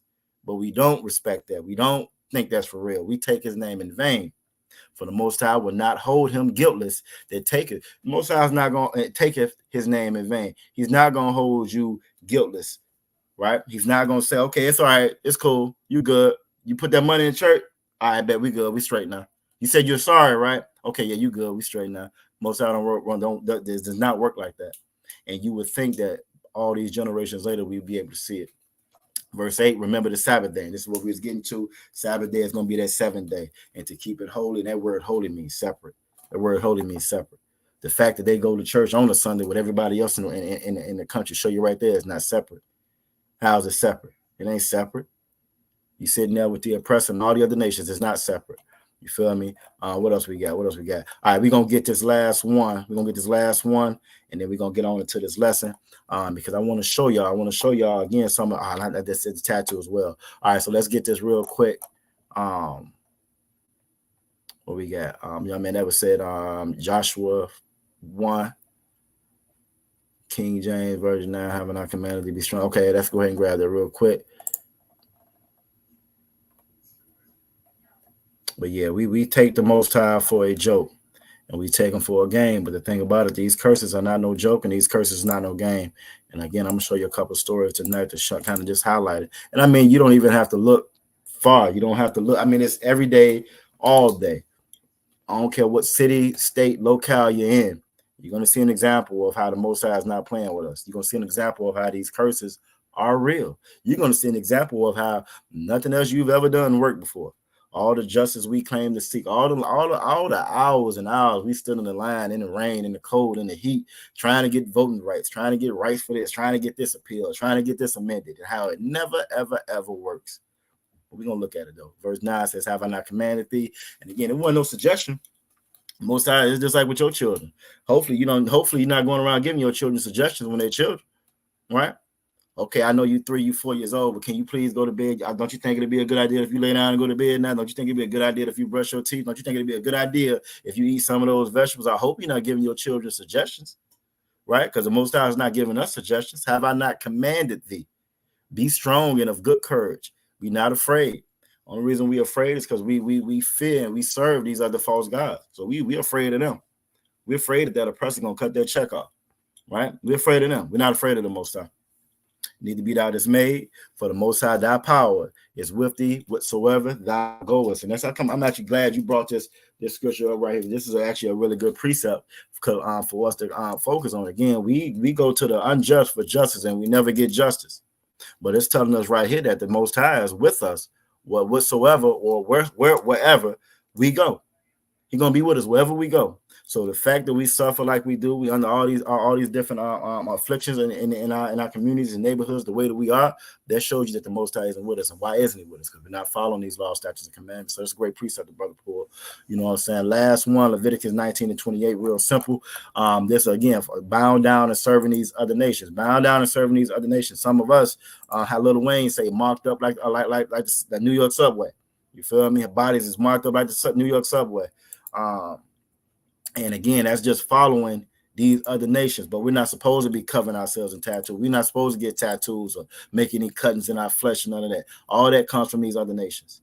And it all comes from us following and trying to be like these other nations. Leviticus 19, chapter 19, verse 28 reads, "Ye shall not make any cuttings in your flesh for the dead." How many of us, walking around with rest in peace, such and such, rest in peace this, rest in peace, Lil Pookie, rest in peace, Maria, rest in peace, all over our body, right? Nor print any marks upon you. I am the Most High. He's the Most High. You feel me? But again, we follow these other nations. And I realize we're paying tribute and homage to their gods, their fake and false idols, and not to the one in true power, our God. You feel me? And as a result of that, we suffer as a result of that. When we take this, hold on, was that even on the screen? So like, I don't even think I had it on the doggone screen. Hold on. Yeah, my bad. I thought I had that up. Y'all didn't even tell me I had that one up.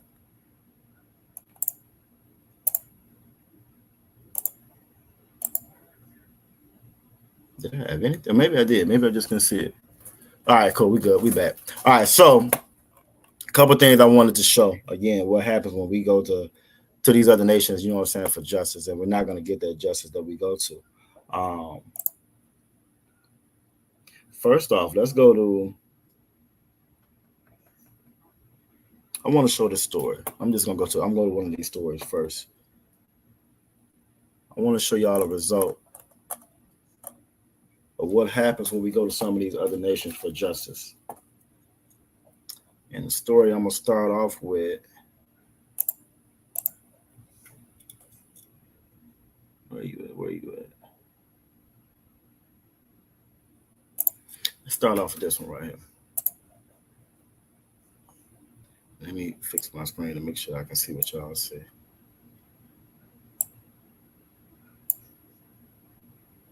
It's a lock here. That's okay, bet I can see what y'all see now. Cool, we in there now. All right, bet. If I ain't know how to on the screen. Okay, cool. We could be back. All right, so if y'all can read, hopefully y'all can see it. Everybody can see that in the give me a 1 in the chat if y'all can see this little story I had over. Now you may have heard of this. It popped up on my mind a couple of days ago, so you may have heard of this though. But from following this other nation, right? Following this other nation, and again, we go to them for justice. We go to them for justice for these different programs, for things that they set up. And it sounds good. It sounds great. It sounds inclusive. It sounds like we're just one big happy nation. And we think in our mind, just because the church has taught us to be cowards, the church has taught us not to seek real justice. The church has taught us to let bygones be bygones, right? And because we don't feel like the Lord has power to bring these people to justice, we don't believe the Lord has power to bring these people to justice. So as a result, you know what I'm saying, we go by everything that they say and do. This little story popped up right here. And this is what happens. This is what happens when we go to these other nations for their guidance, for their justice. Now, this couple, a lot of us, you may have came up in the system, foster kid, foster home, and that is a result. That's a direct result of the curses that we are underneath. The fact that these other nations are raising our children, that's a curse. That's a curse. Those are curses that we underneath. The fact that you think about it, as big as some of our families are, you would think if something did, what was to happen to one of us, that somebody in the family would be able to get the child so they wouldn't get into the system. But a ton of the children that's in the system are our children. And they're in there on purpose. And I think Officer Matai Zachariah went over a story, you know what I'm saying, some months back, just on how that whole system is geared against us. And it's meant designed to make reasons to come up and take your child from you. They get paid off of that. They get paid good money off of it. They get paid money off of it. And we suffer as a result of it because we have that lack of brotherhood and sisterhood. Because we don't have that love, we don't take care of one another. All right, so this story right here reads, white couple accused of using black adopted kids as slaves. So they done adopted these children. And I'm just going to go through and read a little bit of it. West Virginia couple allegedly used their black adopted children as slaves. This is in 2024. I don't know if y'all saw at the top of this page. It said June 25th, 2024. This ain't new. This ain't 10 years ago, 15 years ago, 20 years ago. Nope. This came out. This report actually is up to date, but I think it actually this story broke earlier this week, I want to say. But a West Virginia couple allegedly used their black adopted children as slaves, locking them in a barn and forcing them to perform farm labor. They locked these damn kids in a barn. Locked them in a barn, got them sleeping on the floor. I'm just gonna read a little bit of it. Donald Ray Lance, 63. His wife or whatever, she's 62. You can just look at those ages, right? You look at those ages and 63, 62. The fact that we even get in our mind to think that somebody that was alive, right? Alive doing, because slavery it wasn't too long ago when it was like officially over. Like civil rights, that's what, 68? That's what, 68? You feel me? So they was around that time. You feel me? So the fact that we think that them same ones that was spitting on you and spitting on you in your face, spitting in your food and want you to come to the lounge counter, them same ones that was sicking the dogs and stuff on you, right? And if it wasn't them, it was their parents that was doing it. We really think that for some reason they love us all of a sudden. Because this church done told us to love them, we feel like they love us too. But then you'll come across a story like this and you'll see that that's absolutely not true. All right, so they was doing a wellness check, which they very rarely do. Most of the time, they don't even do wellness check. So the fact that they had to go to their house for a wellness check, that right there is a red flag. Because most of the time, these kids get adopted, they go somewhere and don't nobody give a damn about them no more. They kill us about them. These kids come up missing, they come up abused, the whole nine, and it's not until something like this happens or something happened, they unalive, they found, they run away or whatever, then things might get exposed. So the fact that they even had to go there for a wellness check lets you know right there, this wasn't nothing new. They probably had a gang of reports on these people the whole nine. They probably, this ain't the only two they done adopted. They probably had kids throughout their 60-something. They probably been making a living off adopting these kids and making them work and making money off of the whole nine. But again, it says found two of the couple's 5 adopted children. That's one. So this is something that they do, who are black, locked in a shed on their Simpsonville property. Authorities said the shed only had a small porta potty, no running water, no water. 16-year-old child told them that she had been locked up about 12 hours.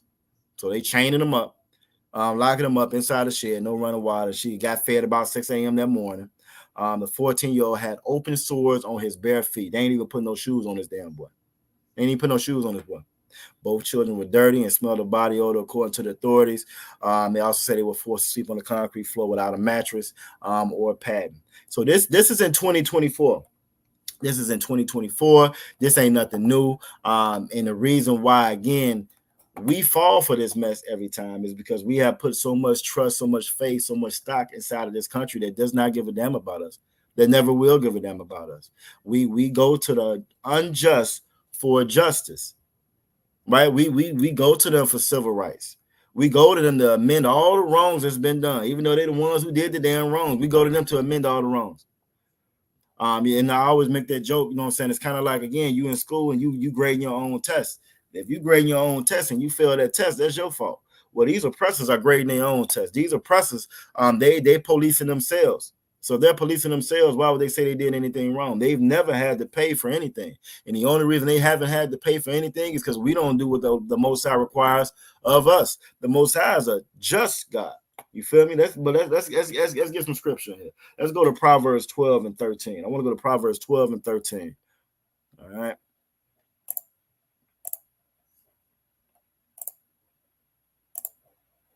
All right, so Proverbs 12 and 13 reads, "The wicked is snared by the transgression of his lips, but the just shall come out of trouble." Right? What does the word snare mean? Who can type in the chat and tell me what the word snare means? Because see, when I read this, it takes me to another precept that pops up in mind. It's the way that this Bible was wrote. The way that this Bible was wrote, the way that it ties everything together, and it tells us exactly what we need to do. It's amazing to me. Aqua Farai said entrapment. That's a great word, entrapment. It said the wicked is snared by the transgression of his lips. You see, a lot of us, you know what I'm saying, again, especially back in that day, we thought that voting was going to fix stuff like this. We thought that loving our enemy, right?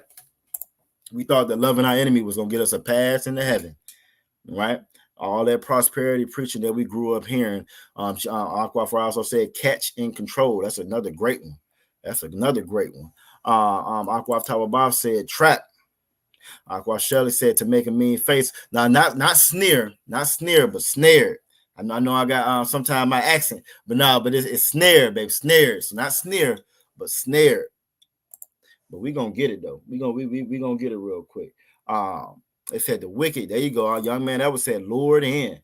And see, I like those because that's getting right to where I'm trying to get to, what the Most High is expressing and saying in this verse right here. It says the wicked is snared by the transgression of his lips. Now you got a lot packed in these scriptures when you be reading them, right? So not only is it saying that person is wicked, right? They wicked, and they because they're wicked, they are entrapped. They're trapped. They're caught and controlled. Y'all all gave great answers. They are lured in, like young man that was said. You know what I'm saying? Y'all gave great answers. But why are they lured in? Why are they trapped? Why are they inside of this entrapment? What else is this verse saying right here? Why are they being trapped in? Kidnapped. Okay, I can dig that one, Aqua Shelley. Kidnapped. I can take that one. But why are they kidnapped? Why are they lured in? Why are they trapped? Why are they caught and controlled? Why is it?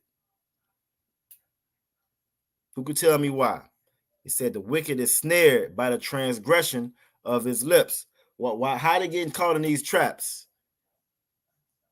Right? Who knows? Who can tell me why they're getting caught in these traps? It's one word I'm looking for. It's one word, but I'll take another word because they both mean the same just about. What word am I thinking about? And I'll give you a hint for time's sake. It's right there in that same verse right here. What word am I looking at? Why are they trapped? Why are they lured in? Why are they caught in control? What are they doing that's luring them into this trap, young man? Okay, Aqua for eyes on it. She said desire. That's definitely it. That's it. The desire to do what though? The desire to do what? Let me pull up a definition real quick. Let me see something. There we go. That's what I'm looking for. Give young man Edward a hand. Sin. Give him a hand. We learned last week. We went over it a couple of times. For time's sake, I'm not gonna ask y'all the precept for it, but sin. It said the wicked is snared by the transgression. Well, we know that sin is the transgression of the law, right? Following that law is keeping his commandments, the law, statutes, and commandments. You see, it's all tied together. Exactly, Aqua, for now that transgression, the transgression of his lips. We thought that voting, right? We thought that voting would fix and alleviate all our problems, right? The transgression of our lips. We thought about going out there, no justice, no peace. We thought that was going to fix it. We thought about going to that church, you know what I'm saying, and loving our enemy. That was going to fix it. By sitting across the pew from your oppressor, that was going to fix it. Not realizing that that's a sin to the Most High. That's a sin because we weren't loving one another, right? We wasn't in there. We wasn't worshiping on the Sabbath. We were worshiping other gods. We were following other nations. And when we sin, when we transgress that law, it's consequences to breaking that law. When you see that story of this couple that's got these kids that's done been adopted, that got put in the system, and this is probably, again, they probably had a slug of kids. I should have pulled up to see just how many they've had over the years, and I guarantee it's probably in double-digit numbers, the number of children that they've had. Notice they said the black children were the ones that was inside the shed. So not only was the black children chained up outside in the shed, the other children who probably weren't black, their asses went out there chained up in the shed, and they was cool with this too, right? They was cool with this too. We think because of following these other nations that, again, we're all the same, but the Bible says that we are holy, we are separate. We are set apart. And when we go against what this Bible says, when we go against what the Lord say, when we sin, when we break his laws, statutes, and commandments, we get caught up in their snares. We get caught up in their traps, right? Let me prove it to you. And then it says, but the just shall come out of trouble. The reason why we're not coming out of trouble, you want to know the reason why we're not coming out of trouble? Because we're not coming out, we're not being just. But first I want to look at this word snare real quick. Let's go to the Webster's real quick. I'm gonna stop this. We're gonna go back to the Webster's. We're gonna look at these words a little bit. And then we're going to look at that word just. All right. And I'm going to show you how, again, these words that are in the Bible for a reason. All right. Every word that's in this Bible is in here for a reason. It's not accidental. It's not happenstance. It didn't just get put on there. It ain't got nothing to do with no coincidences or none of that. The Most High put these words in there for a reason. And it's very important that when we read in this Bible, right, that we know why it's in there. We break these words and stuff down so we know why it's in there and what it's talking about. You know what I'm saying? So we're going to look up this word snare real quick. Let's look up snare. And so when you look at this word snare, right, show you how smart my class is, it says definition 1A, a contrivance often consisting of a noose. It's amazing. They said noose as many times they hung us in a noose, right, for entangling birds or mammals, right? Something by which one is entangled involves in difficulties or impeded. Something deceptively attractive. You know what I'm saying? Those are different snares, right? So again, that civil rights was a deceptive. It was deceptive, but it was attractive because it meant we can all just get along. It was all over with. We good now. We can come and eat with everybody else now. It sounded good. So it was deceptive, but it was attractive, right? It said a noose for entangling birds. Well, y'all done heard that word birds there before when talking about us. Are y'all familiar with that? For time's sake, I'm gonna go ahead and pull it. If you know what precept I'm talking about, you can go ahead and drop it in the chat though. If you know what precept I'm getting ready to go to, go ahead and drop that one in the chat. I'll give y'all a couple seconds while I mark off where I'm at to make sure we hit everything. What precept am I talking about? Well, the Most High describes us as birds. Who knows? Who knows? That word birds. I thought it was again, you know what I'm saying? Just the Most High, how the first definition that pops up says a contrivance often consisting of a noose for entangling birds or mammals. That's a lot of stuff that can be hunted. It's a lot of things that are prey, right? The apex predator is the oppressor. So he hunts everything. But it said often consisting of a noose for entangling birds. I'm gonna stop this. We're gonna come back to it in a second. But what I want to pull up is Jeremiah 12 and 19. Let's look at Jeremiah 12 and 19 real quick.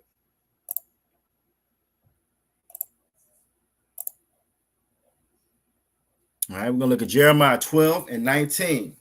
Jeremiah 12 and 19 reads, and make it a little bit bigger. Jeremiah 12 and 19 reads, mine heritage. The Most High gave us our heritage. The Most High gave us our culture. He said, mine heritage is unto me as a speckled bird. You know, Israel, we come in all shapes, colors, and sizes. We come in all shapes, colors, and sizes. You know what I'm saying? From the light bright to very, very dark skin. You know what I'm saying? We come in all colors, shapes, and sizes. And so colorism, your shade, that don't make you Israel, and it does not exclude you from being Israel. Your shade. We come in all different colors and shades, right? You feel me? But it says, mine heritage is unto me as a speckled bird. Letting us know right here in the scripture, not only are we going to come in all different kinds of shapes, colors, and sizes, right? And let me tell you something else about these birds that he's describing us as. It says the birds round about are against her. See, if we understood these scriptures, we would know that our children being adopted by anybody else but us, they're going to be against them. That can't be good for us. They can't be good for us. Why? Because they are against her. It said, again, the birds around about are against her. All these other birds, these other nations is not that speckled bird. It's not Israel. It's not us. It's not so-called blacks, so-called Latinos, or so-called Native Indians. Those other birds are against her. Come ye, assemble all the beasts of the field. All those other beasts of the field that the Most High described these other nations as, right? They all come. It says, assemble all the other beasts of the field, come to devour. They're in all our neighborhoods devouring us, eating off us. Everybody eats off us. Everybody devours us. That couple done made a living off adopting our children, our excluded children, because of the system and the things that America done put in place with those children. Now I end up in a system where that couple done found a way to make a living off of that. Not only make a living off the check that they already getting off of them, but now I'm going to work the hell out of them and lock them up in the shed. I'm going to lock them up in the shed. Why? Just because I can. Because I can. That's that perpetual hatred that these other nations have for us. That's these other nations devouring us, right? devouring that, bro. After we done got ensnared, trapped into that trap for the transgression. After we done got snared and trapped into that trap because of the transgression, the other nations come and they devour us. Those are curses. Those are curses, and that's all a result of us going to the unjust for justice, and us not going to the Most High. Us not going to the Most High. All right. What are some what are some of these other traps? Who could tell me? What are some of the traps that we get caught up into?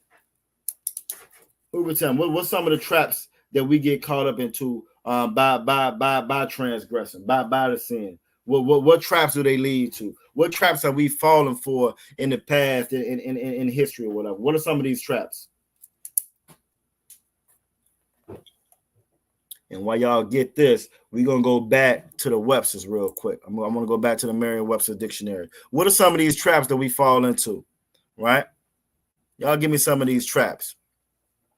Because somebody watching might not understand what we're talking about. Somebody watching, you know what I'm saying, might not be able to see or recognize the traps. And truth be told, before I got into this school, I may have seen one or two of them that I thought I could see. But the thing about a trap, again, those traps can be deceptively attractive, right? Those traps they're made to look good to you. They're made to appeal to your sensibilities. They're made to appeal to your what? Your desire. That's what those traps are made to appeal to, right? So what's some of those traps that we fallen into over time?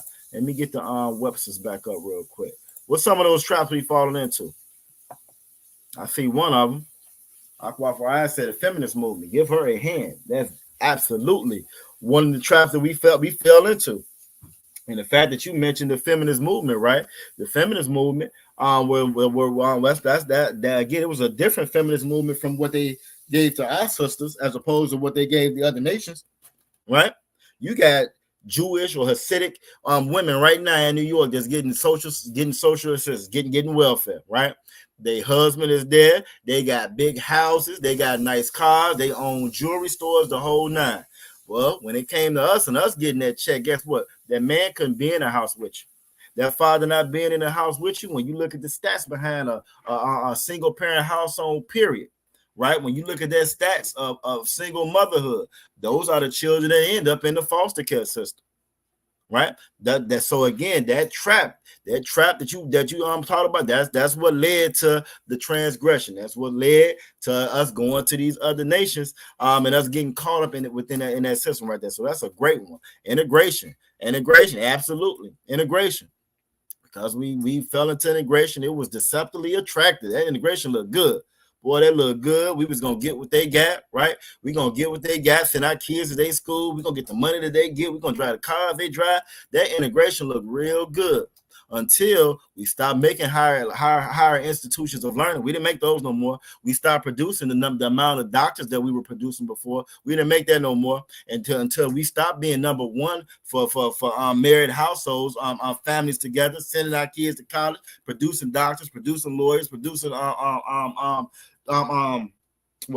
lawyers. There was another one I was thinking about too.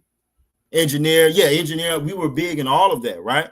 All of that. We were doing great in those areas, in those fields. Well, after integration, that went away. After that feminism movement, that went away. Whoremongering. He said whoremongering. That's a trap. Absolutely, that's a trap. And that leads to, or that's a product of the integration, though. That's a product of following these other nations. See, Becky, she's a natural. She's a naturally promiscuous. The oppressor, Esau, he's a natural sweetener. He's naturally LGBT. That's just who they are. You look all through our history. I'm not making it up. You can look all through our history. Roman culture. This is what they did. So by us being integrated with them, by us being integrated and getting with them, we picked up their habits, their attributes, their characteristics. Absolutely correct. Aquafana says civil rights and voting rights. Absolutely. By civil rights and voting rights. This taught us to look to the unjust for justice. We didn't go to the Most High no more. I go to the Most High. I can just vote it away. I'm gonna break every law underneath the sun. The Most High told me not to break, right? But I'm gonna vote away all these curses that I'm underneath. Don't work like that. You are absolutely correct. Government assistance, that's another trap.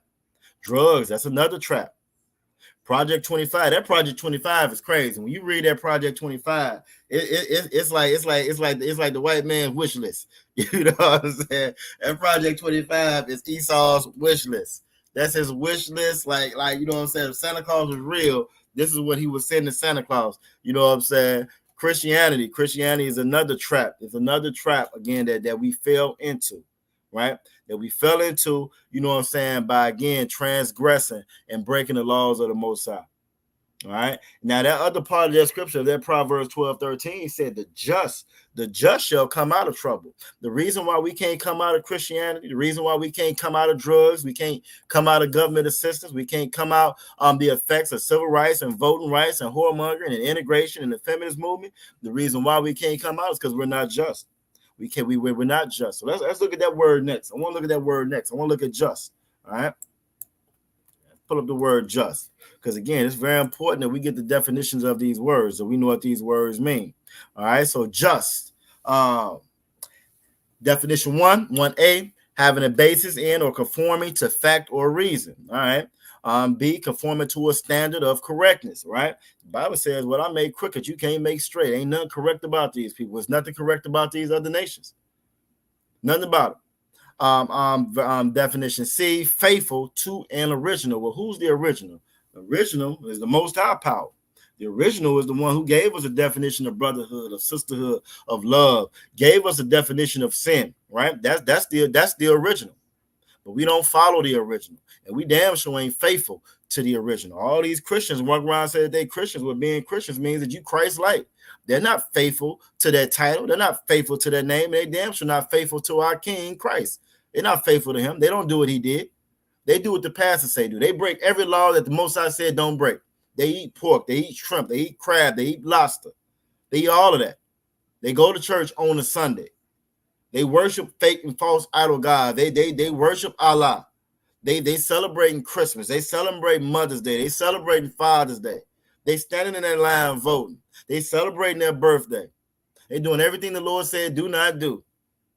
Right? So they're not faithful to an original. But definition 2A says acting or being in conformity with what is morally upright or good, righteous. Morally upright or good. So you think about this, a nation that never paid for what they did, a nation right now that says that we're not going to teach CRT in the schools. We ain't going to teach that. We don't want nobody to know we did wrong. We're not going to teach that. You can't say we did nothing wrong. I'm going to lock you up for stealing a pack of gum, right? But I stole a whole population. I stole a whole landmass. I stole a whole continent. I stole that. I took that. I stand on it. I celebrate every year that I stole it and I took it. I celebrate the rape, the robbery, the murder, all the bodies. I celebrate them every year. It's a national holiday. I put it right back in their face that I took it. I laugh at them that I took it. I make fun of them that I took it. And then I'm going to tell you, you can't teach that in your schools no more. Don't teach that in your school no more, right? We're going to get rid of all this DEI. We're going to get rid of this diversity, equality, and inclusion. We're going to get rid of that. We're going to get rid of this CRT, this critical race theory. We're going to get rid of that, right? So it's nothing about them that's morally upright or good.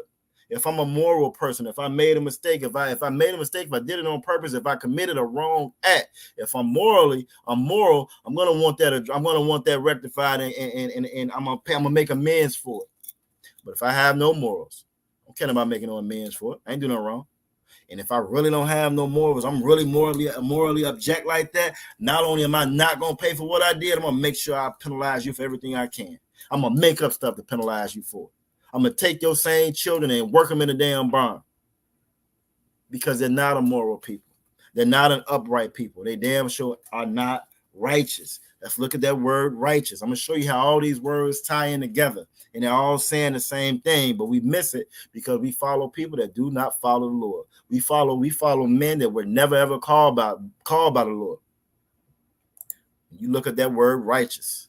All right. So one of the reasons why I kind of like this this Merriam-Webster's on here, because when it pulls up different words, you can just click on it and it go right to it. I think the app does the same thing if you download the app on your phone, right? So righteous, acting in according with divine or moral law. We just got through talking about the law, statutes, and commandments, right?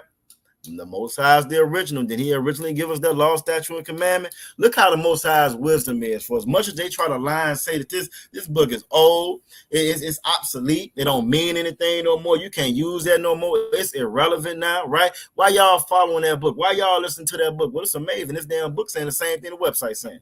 This book that was wrote thousands years ago by our priests and our prophets, by other Israelites, it's saying the exact same thing that they saying now that their scholars are saying, right? So righteous, acting in accord with divine or moral law. This the part I like. Free from guilt or sin. You see how that tied us right back into the sin again. That tied us right back into the law, statutes, and commandments. It tied us right back into it. You can't get around it. You can't get around it. Even in their own quote unquote wisdom, their own science, their own scholars say the same thing as the Bible was saying when it gets to this. When it's talking about being righteous and it's talking about being just. Problem is, they're not a just people. So when we go to the unjust for justice, you will never get that justice. You'll never get that justice going to them for it. Never. Because they're devoid of morality. They're devoid of divinity. They're devoid of righteousness. They're devoid of just. They're devoid of it. Problem is, we become devoid or lacking in it as well by following these other nations. You know what I'm saying? I'm gonna pull up another little article right here. Young man Edward said, and then have the nerve to put indigenous. Look, but that's exactly how these people is. Have the nerve to put Indigenous People Day on the same day as Columbus Day. I think it was a way to kind of reword it or rechange it. And actually, that brings me right to this. That's perfect. You said that, because it just goes to show you the spirit of these people. This is just who they are. This is who they are. I will unalive you, rape you, rob you, murder you, the whole nine. Then I'll turn around and change the name of it so I can't be found guilty of it. That's who they are. So, like you said, they changed the name of Columbus Day, right, to Indigenous People Day. I'm gonna show you another example of exactly what you're saying right here, right now. So we're gonna stop this. And what I want to pull up. Let me see which one I want to pull up first. Which one I want to pull up? Let's pull up old Virginia. Let's pull up Virginia. See if y'all familiar with this one. So in the same vein, the same spirit, you know what I'm saying, that young man that was talking about how they just like to change the name of things, you know what I'm saying, because that's just who these people are. What if this message done popped up on my screen? Hold on, that ain't what I want. Let's close that. All right, damn it.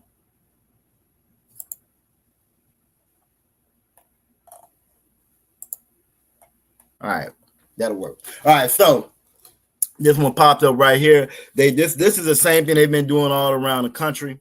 It's just done finally hit Virginia.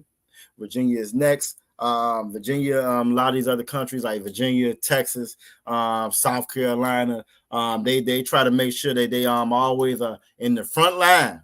Their Project 2025 path is going to damn sure be one of these same states that we're talking about. But that definitely is the next snare, because some of our folks going to vote for that, man. Some of our people they're going to look and find the good, and they're going to find that silver lining in that cloud, guaranteed. But so getting back to like how what our young man Edward was saying as far as indigenous people there, and how these people are so unjust. You imagine all the time spent voting, trying to be do your civic duty and being a part of this place, being conformed to this place, and being so swept up with the righteousness of America, right? What it says, documents reveal proposed changes to the Virginia African American history courses. So in your schools in Virginia, this is what's getting ready to change. None of the recommended changes to the elected class, which more than 1,700 Virginia students enrolled in last school year, have been made or are scheduled to be made. So it's on the books to be made. They haven't done it. They haven't done it yet. I just want to read through a little bit of it so you kind of get an idea of what it's saying, because that's another deceptive thing that these devils will do. They'll give you 5,000 words to say a 4-line sentence to throw you off. Them niggas ain't gonna read it anyway. You know what I'm saying? They ain't gonna read it. They ain't gonna look into it. They not gonna understand what it's saying. And if it's not some rap lyrics, if it's not the latest rap beef, if it's not, you know what I'm saying, if it's not, you know what I'm saying, something that we into, the latest current events, the latest concerts, or or something of that nature, then we don't really pay attention to it. We ain't paying attention to it. But it says Virginia Department of Education has proposed removing content on implicit bias. I wonder who is biased toward and why they're trying to remove it. Like swapping terms such as racism with discriminatory practices. So we're going to take all the racism out and we just going to call it discriminatory practices, right? For high school level African-American history, offered at about 90 schools now.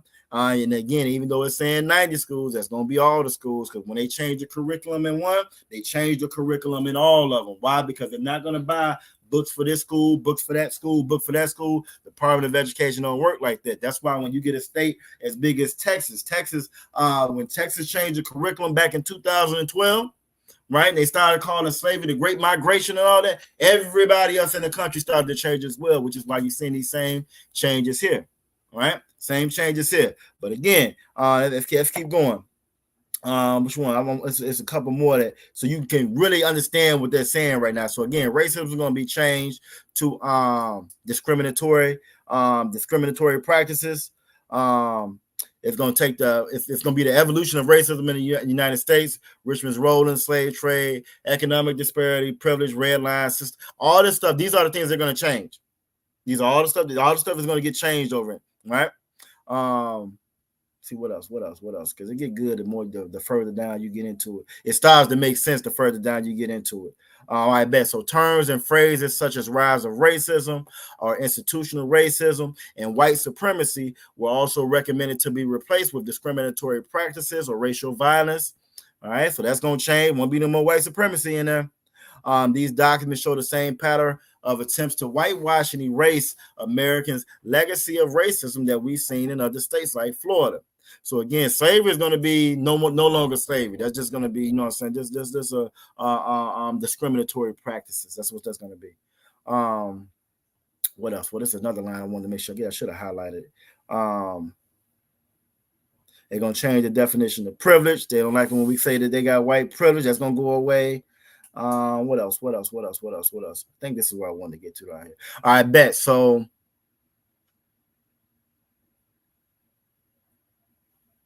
okay, now you've heard us talking here before about the eugenics movement, right? Eugenics movement. You've heard us talk about this, especially like an Officer Mataza Akaraka. I need to send this to you, Officer Mataza Akaraka. This is gonna be like right up your alley. All the stuff you teach about in class, that's gonna be obsolete. You can't teach that stuff in class no more. So the recommended change, is gonna be it's one in particular I want to get to, because they're going to change where it says white people, mostly whites, voted for like slavery and the different practices and Jim Crow and all. That's going to change to government officials voted for it. So they're going to pretty much remove. They're going to remove like they're going to make it easier or more digestible as far as they're gonna do the same thing they do with the schools before. So instead of it coming directly out and saying CRT, we're gonna remove CRT. This is just another fancier way of saying it. But it's the same thing. You won't learn the history of this country when it refers to you.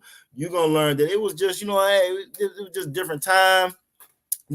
We did things differently. Like I said, inherently divisive practices. It's going to be words like that, so you won't understand what really happened. You're not going to understand that you was really in chains, like these same damn kids is in chains in 2024. They'll think that these are just some bad adoptee parents. This ain't got nothing to do with their slavery from before, nothing to do with their treatment of us from before. Aquafina said they can take it out to school all they want. Kanak is going to know who I damn right. Give her a hand. And about slavery and who the devil is and who we really are. But that's wisdom. That's Deuteronomy 4:6. That's thus said the Lord. The Lord said this is the knowledge that you learn. When we read Hosea 4:6 and it says that my people suffer from lack of knowledge, it ain't, truth be told, it ain't even this. It's not the DEI. It's not the CRT. The lack of knowledge that we don't have is contained within that Bible. So just like Aquafina is talking about, they can take it out of the school. As long as he coming to these classes, right? As long as he learning from the priests and prophets of the Lord, he gonna learn what the Lord wants him to learn. He gonna learn that, you was in your people's in slavery. Why? Because they disobeyed the Most High. They're underneath these curses. Why are we going through what we're going through? Because we disobeyed the Most High. Because we transgressed His law. That you'll learn that real history. But because we try to disconnect ourselves from this Bible, this is going to open up that door for them to disconnect us from our history entirely altogether. So not only will you walk around here thinking that you're some African, you're not even going to realize that you was a slave here before. You feel me? I was sometimes I said this is why UPK history classes are so important. You are absolutely correct. So our people can get the actual truth of history. It's saying, you know what I'm saying, that they say out in the world that, you know, history is his story. To the victor goes the spoils. The history that we get, the history that they tell us is what they want us to know. But what you're seeing right now, though, the amazing thing about it, they're not doing this in secret. This ain't a secret. This is right in front of your face. There's gonna be some of our people that's gonna, well, you got to vote for the lesser of two evils, and them voting for the lesser of two evils, they're gonna vote for this as well. They will, because there's gonna be something attached to it. There's gonna be something attached to it that they want, that they desire. There's gonna be something attached to it that they want and they desire, and because they want and they desire that, they're gonna sin and go ahead and vote like the Most High said don't do, and they're gonna be voting for this as well. They're gonna vote for this as well. So again, this is just to show you, again, who these people are. Now, how can we avoid something like this? I'm going to show you how we can avoid something like this. I'm going to show you how wise this Bible is. I'm going to show you the wisdom of this doggone Bible. As much as they try to say it's obsolete, as much as they try to say that we don't need that no more, right? They try to say this, it's irrelevant, right? That we can't get anything from it. We wasting our time, you know what I mean? It's make-believe. Let me show you what the Bible says about these same doggone people, though. Same one. Did I have it pulled up? Where is it at? I thought I had it pulled up already. It's all good. I don't, but I'll put it up on the screen so you'll be able to see it. This is a good time to teach. Right now on this app right here is on the King James Standard. Again, when you come to that King James 1611 version, which is what we all should be using, what we should all have, that 1611 is going to have what's called the Apocrypha of the lost books in it, right? We're going to click right here on the 1611 version. And now when I go down to my drop-down list, you're going to see all these books right here, starting with, did my page refresh? Hold on. Now, when I click on the drop-down list, you'll see these books here, starting with First Ezra, all the way down to Second Maccabees. These books right here in the Bible contain the Greek captivity, right? When them Greeks took over. If y'all were fortunate enough to see Book of Clarence, right? Then the Greeks and the Romans, they were taking over then, right? And that's the period of time that it was talking about then. The reason why, again, you were missing a big portion of that. We don't understand that when Christ was here, Christ was going against these same people that we're going against now. Same way how they hung him and how they kept on hanging us through in the South, even in today in 2024. Same way how they had us chained up then, they had us chained up now in 2024. Nothing ever changed. Nothing ever changed. And because nothing ever changed, when you go in here, you go to Ecclesiasticus. We can go to Ecclesiasticus chapter 12, verse 10. This is one of the most bedrock UPK scriptures. You know, certain ones you want to kind of stick in your repertoire. You want to keep close to you. This is one of the ones you can keep close to you because it's always, all of them always are prevalent. You know, always pertinent. But this is one of the ones that just kind of it puts it right in front of your face. All right, let me open it. I'll make it a little bit bigger up in there. All right, so Ecclesiasticus chapter 12. Why are you tripping? All right, hopefully you should be able to see that. Ecclesiasticus chapter 12, verse 10. Again, now this is because it's in the 1611. Notice some of these the letters are off. Why? Because we didn't have certain letters back then until we didn't get that letter J until about 1611, right? So that's how you know that name Jesus that they call him under, that wasn't in the Hebrew. That wasn't his name in the Hebrew, right? So again, just another way to kind of show that what we teach is the truth. What we teach is the truth. Verse 10 goes, never, that's never, trust thine enemy. If you didn't know no better, if you listen to that church, you don't know who your enemy is, right? You might grow up thinking that your ops is nigga to stay across the street. Them your ops. That's who you into it with, right? Them ain't your ops. That's your family. But your enemy, you go right there to Deuteronomy 28:68, and it said that we were going to be sold. We were going to be sold to our enemies. Well, who are we sold to? Now, according to what we just got through reading, you're not going to be able to find that information soon. Soon you won't find that information.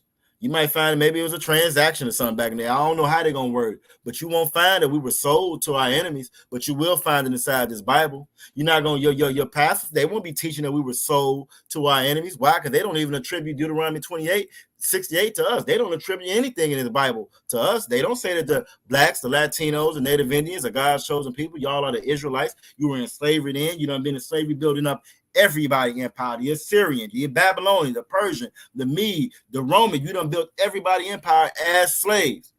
They don't tell us that. We think it's happenstance. And now, a couple years from now, we're not even gonna realize that we was a slave. So we're not gonna know why we still slaves to this day. We're not gonna know that we were slaves coming over here. And in Deuteronomy 28:68, it tells us that we were sold to our enemies. Well, right here in Ecclesiastes chapter 12, verse 10, it says, never trust thine enemies. For like his iron rusteth, so is his wickedness. So again, you got anything metal or iron, that rust might come. Once that rust come, anybody will tell you that once it rusts that first time, it's going to rust again. It's just a matter of time. Leave it alone. Let's sit there and watch it rust again.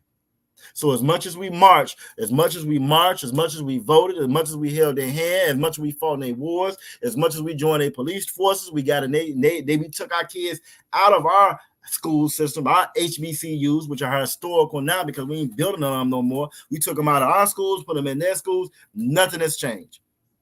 That rust came right back. Nothing has changed. And the reason why nothing has changed, again, is because they are unjust. They are our enemies. And it tells us right here to never trust our enemies. If we knew what this word said, we knew what this Bible says, there's so many different things that we would avoid. We would avoid because we would know better. The reason why we don't know better is because, again, we don't follow what this Bible is saying. Now, some of us, if y'all let me know, some of us may have been fortunate enough to learn about our history coming up, right? Some of us learned about our history coming up. So I'm going to ask you a question. If they remove that out the school system, right? If that's going to have a positive effect, a negative effect, or maybe I rephrase that. We grew up knowing our history, a lot of us. I grew up, I was familiar with roots. They taught us a little bit more about slavery coming up during Black History Month. You know what I'm saying? We would go over the different events and so forth. Now, it was still only a small section of what really happened, but we got some of it, right? We got some of it. It's definitely not like how it is and how it's about to get ready to be. But did that fix us? Did that fix anything? To what effect was that? So I'm saying if they remove the CRT, if they remove the DEI, right? If they remove that, I say it like this: if they keep it in there, if they keep the CRT in the school system, right? If they keep DEI, if they teach them that they were slaves, does that fix us? Will that fix us? Yes or no? Young man, that was said when I was a child. They told me it was only one black man in the Bible. The wise man, our Christmas nativity say, "God damn, that's crazy." See, one of the three wise men, huh? They were probably the tall one. That's the black man. That's crazy. And the crazy part about it is the exact opposite. Everybody in the doggone Bible black. Everybody in the Bible black. Everybody in the Bible Hispanic. Everybody in the Bible, you know what I'm saying, is us, Israelites. You don't get Esau on the scene until he's born later on. You know what I'm saying? Then his people come. And we go over that as well. Matter of fact, I'm next time we come to class, I'm gonna bust out that Zondervan. So we can go through that Zondervan a little bit. But if they keep the CRT in the school, if they keep all that in the school, will that fix us? Yes or no? What do y'all think? Is that gonna fix us? Yes or no? Will that fix us? And while y'all telling me that answer, we just about at the end. We might go about 5-10 minutes over, but other than that, we right on time. We right on time where we need to be at, which is rare for us. What else I want to get? So we looked at righteous. We looked at this. Let me pull this little report up right here. I got some answers coming in. Now, some of y'all may be into sports. I'm not into them like I used to be, but I found this article. What is up with all these doggone pop-ups? I found this article interesting. I may or may not be able to look at it because they had pop up on here. Okay, here we go. All right. So I got some answers coming in. I got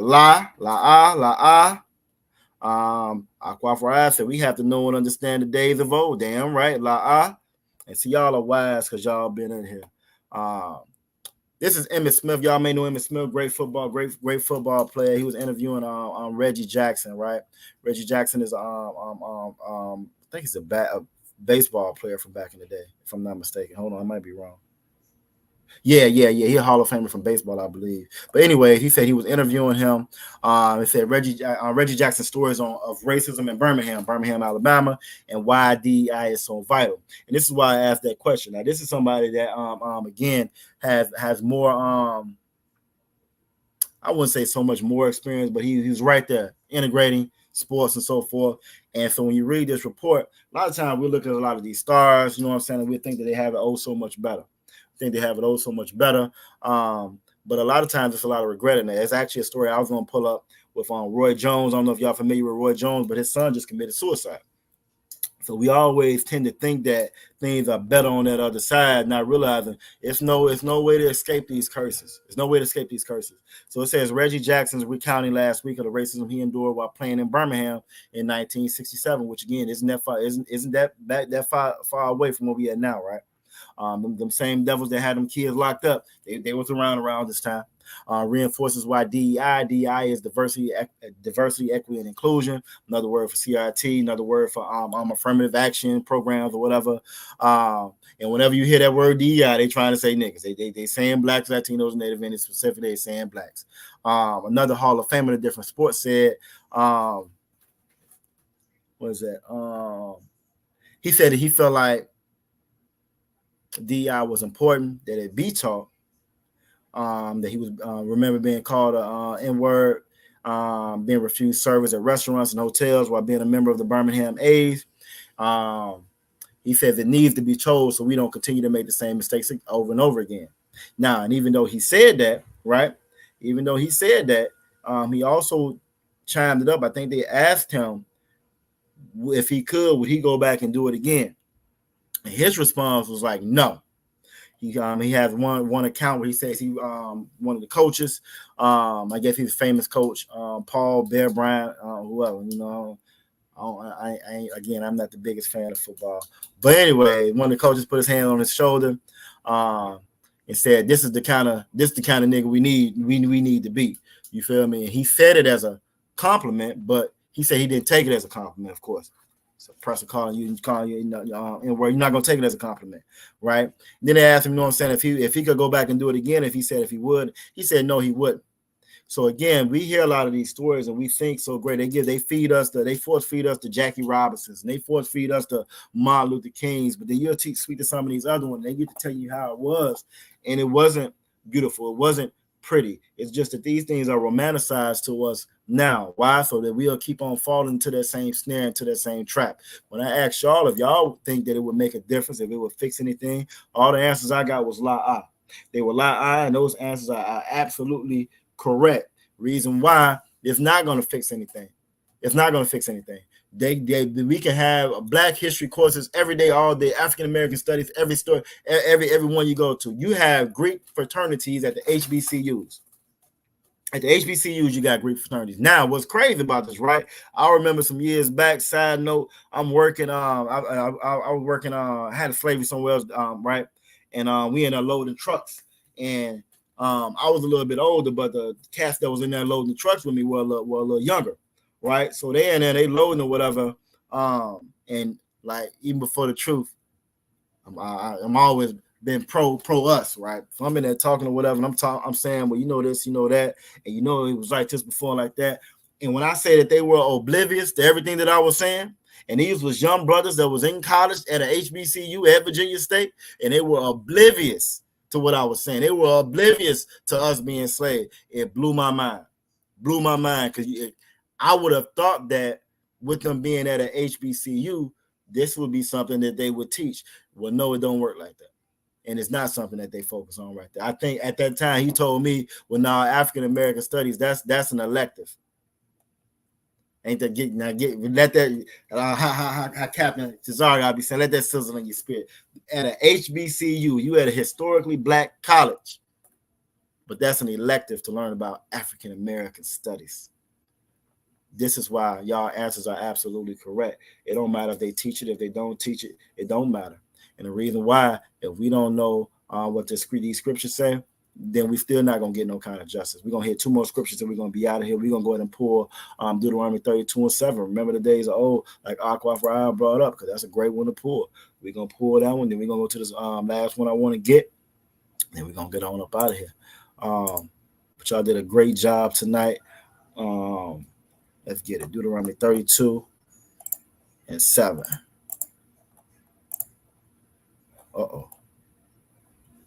Boy, oppressors the devil. Can y'all see me still? Okay, there I go. Came back on the screen. They trying hard to shut us down, young man. They trying. All right, so Deuteronomy 32:7. You know what I'm saying? Again, another bedrock scripture for the UPK, especially for us. And here is certain ones that we touch on because they're so important. All the scriptures are important. Every word, every comma, every period, every dot. But again, it's just certain ones you want to tuck in your pocket and be ready that you can pull out whenever. You know what I'm saying? And it'll cut through all the garbage. Deuteronomy 32:7 says, remember the days of old. And this is exactly what we're talking about as far as what they're trying to take out of the school. They're trying to take that out of the school. However, these scriptures, they're going to tell us about the days of old. These scriptures, they're going to bring back all of this to remember. They're going to keep the Most High's heritage legacy alive, right? So we can pass it down, so we can learn these laws, statutes, and commandments, so we can get the hell up out of here. Remember the days of old. Consider the years of many generations. Right? We done became so selfish following behind this Christian church. We done became so selfish following behind these religions, following behind this doggone country. If my money good, I ain't worried about nobody else. We done became just as morally abject, more devoid of morals, righteousness, and justice like everybody else, like all these other nations. And this is why we don't have any love for one another. This is why we don't have any brotherhood, why we don't have any sisterhood, because all we worry about is our damn selves. We don't worry about nobody else. It says, remember the days of old, consider the years of many generations. Ask thy father. A lot of our fathers not even in there. And that should be a red flag. When you go to ask him and he ain't there, red flag, where you at? Why ain't here? Right? And he would show thee. And I would show you that story of the brother Reggie Jackson, whatever. He was letting you know, I wasn't sweet then. It wasn't sweet. Couldn't sleep nowhere on the road if you traveling. You imagine you traveling, you had have a game and you out of state or whatever. You can't even lay down nowhere because it ain't safe for you to stop that bus. It ain't safe for you to stop and get no gas. It ain't safe for you to stop and lay your head down nowhere. Wrong devils find out you in town. This might be your last stop, right? He will show thee thy elders, and they will tell thee. You got to come back in here in the Israelite School Universal Practice Knowledge to learn the days of old. Learn what this Bible is saying. Learn what those elders were supposed to hand down and teach us, right? And it never changed. The Most High don't change. The Most High don't change. And the reason why we don't have justice is because we go to the unjust to look for it. We seek justice from the unjust. We're going to pull one more scripture and we're going to get on up out of here. All right, we're going to go to 2 Thessalonians chapter 1. Is that the one I want? Yeah, I think that's the one I want. It's actually, I got 2 more down, but we'll get to the other ones when we come back in class. Next time I get back in here. We did real good. We got to about 90% of everything I wrote down, which is great for us. We're going to go to 2 Thessalonians chapter 1, verse 6. Now, I could make it for a little 20, 30 minutes. We ain't go last night, you know what I'm saying? But I ain't going to do that. I know Cap going to have a awesome lesson for us in store for tomorrow. So, you know, we're gonna hit one more scripture and get on up out of here. The water for everybody that's stuck around. The water for y'all participation. Y'all participation make the class. We're gonna go to 2 Thessalonians chapter 1. I think I already got that pulled up. No, hold on. Verse 5.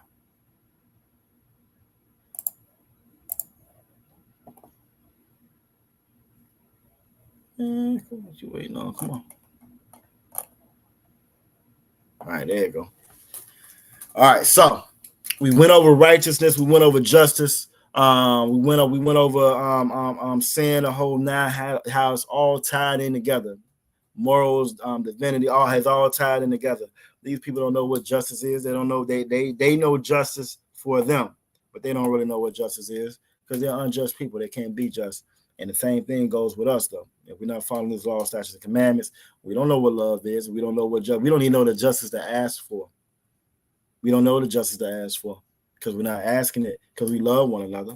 We ask it because we want to be just like the oppressor, and it don't work like that. 2 Thessalonians chapter 1, verse 6. Actually, I'm gonna start at 5, which is a manifest token of the righteous judgment of the Most High, What we go through because we're supposed to go through it. And we go through it as a result of breaking the Most High's laws, statutes, and commandments. But the Most High is just. So the same way how he administer those curses when we don't do what we're supposed to do, same way how he'll fulfill those promises that he said he was going to give us if we did do what he said, if we did follow these laws, statutes, and commandments. You feel me? All right. So, which is a manifest token of righteousness and judgment of the Most High, that ye be counted worthy of the kingdom of the Most High, for which ye also suffer. We suffer, you know what I'm saying, because we are the heritage of the Most High. We suffer because we don't follow the law, statutes, and commandments. We suffer because this was made for us to govern and be in charge of, but yet we are the tail and we are on the bottom, and we are slaves and we're suffering from these same curses. That's why we suffer. That's why we suffer.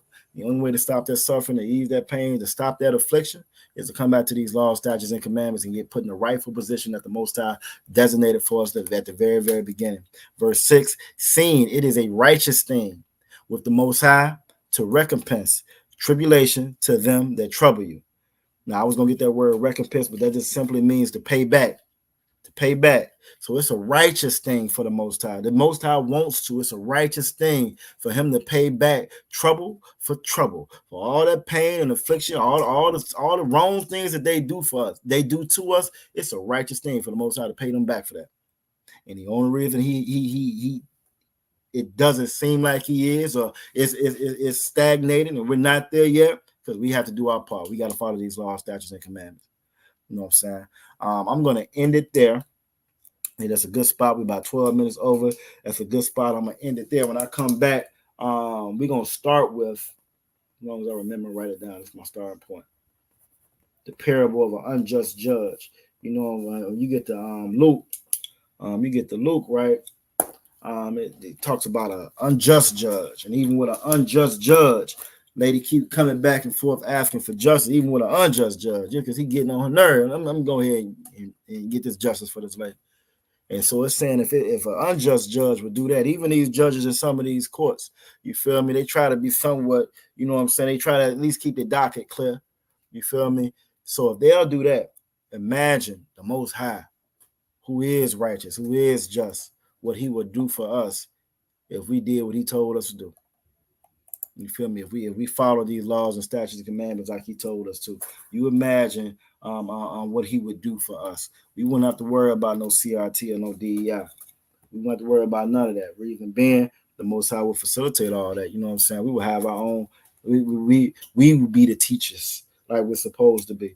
And the only reason that we're not in the position that we need to be is because we follow everybody else and not the Most High. Everybody else and not the Most High. So with that being said, do we have any questions, comments, or concerns about anything? If not, we're going to go ahead and get to these security announcements. Shout out to the brothers that went down to North Carolina. Give them a hand.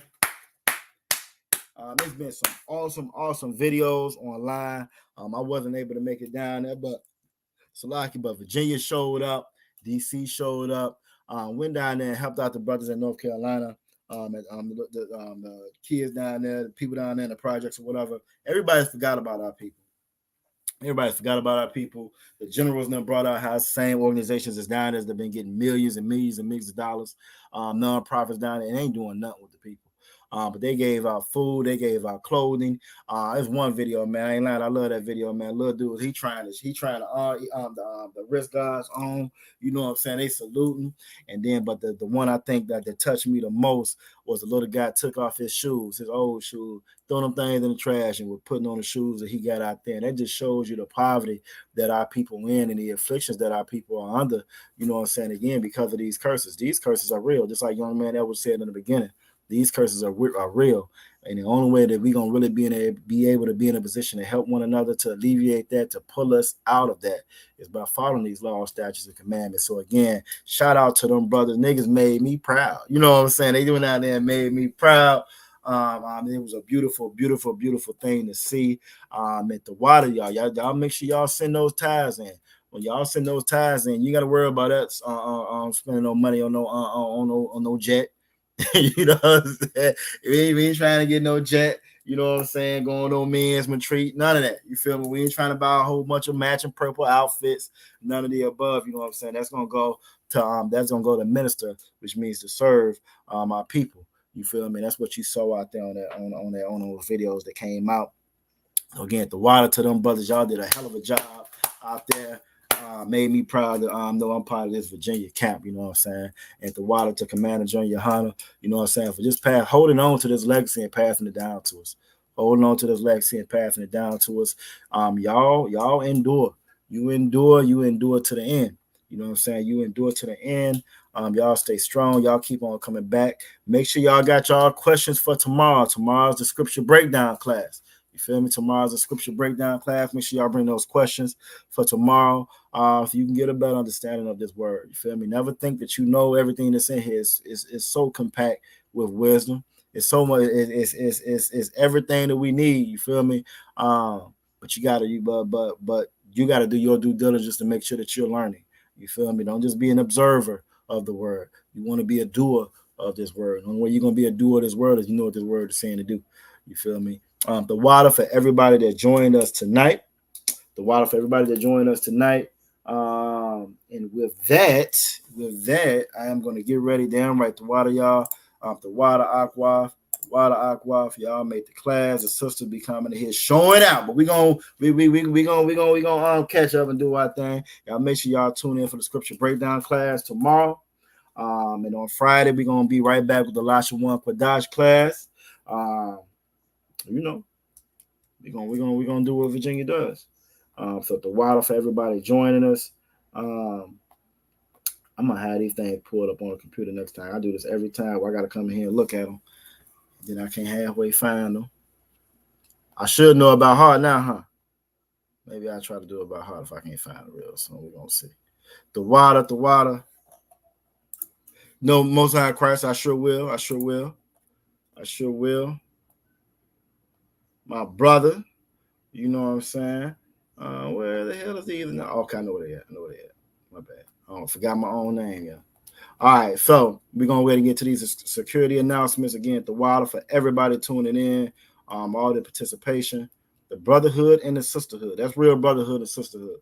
Real brotherhood and sisterhood is showing up to these doggone classes. You feel me? When you could be doing anything else, but you chose to be in here with us. You chose to come here and learn these laws, statutes, and commandments. You feel me? That's real brotherhood, real sisterhood. That's real love. At the water for that. We are the Israelite School of Universal Practical Knowledge. Started out of 1 West, 125th Street, out of Harlem, New York, under Commanding General Yohana.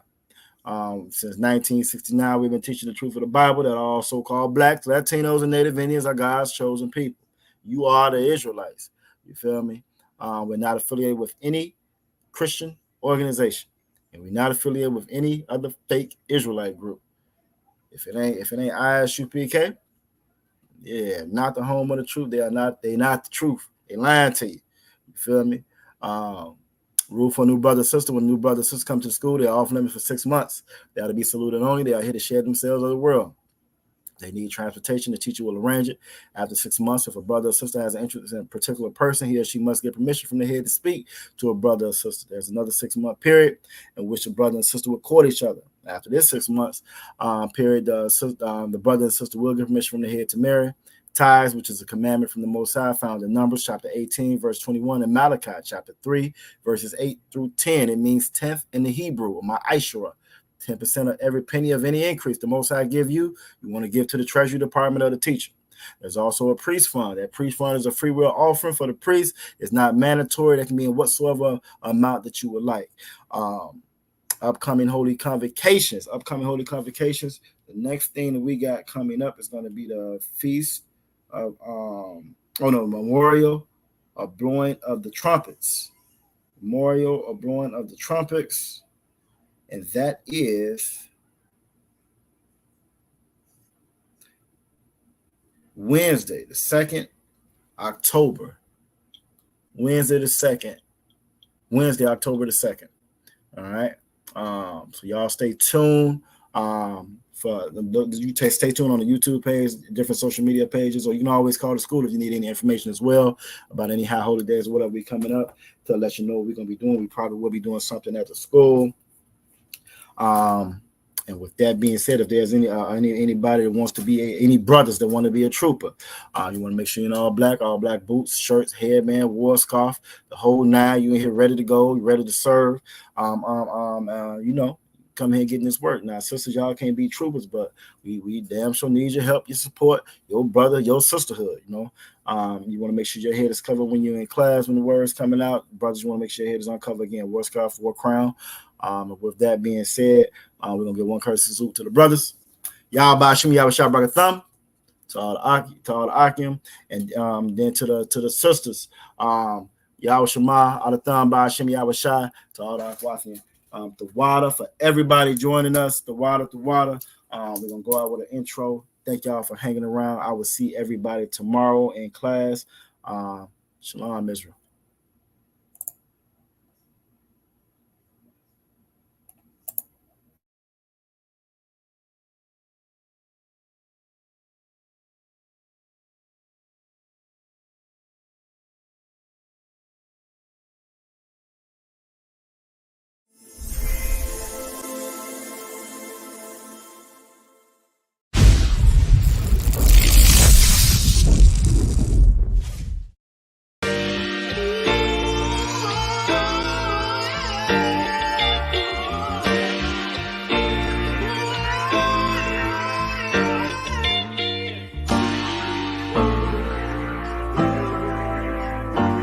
Talk to me.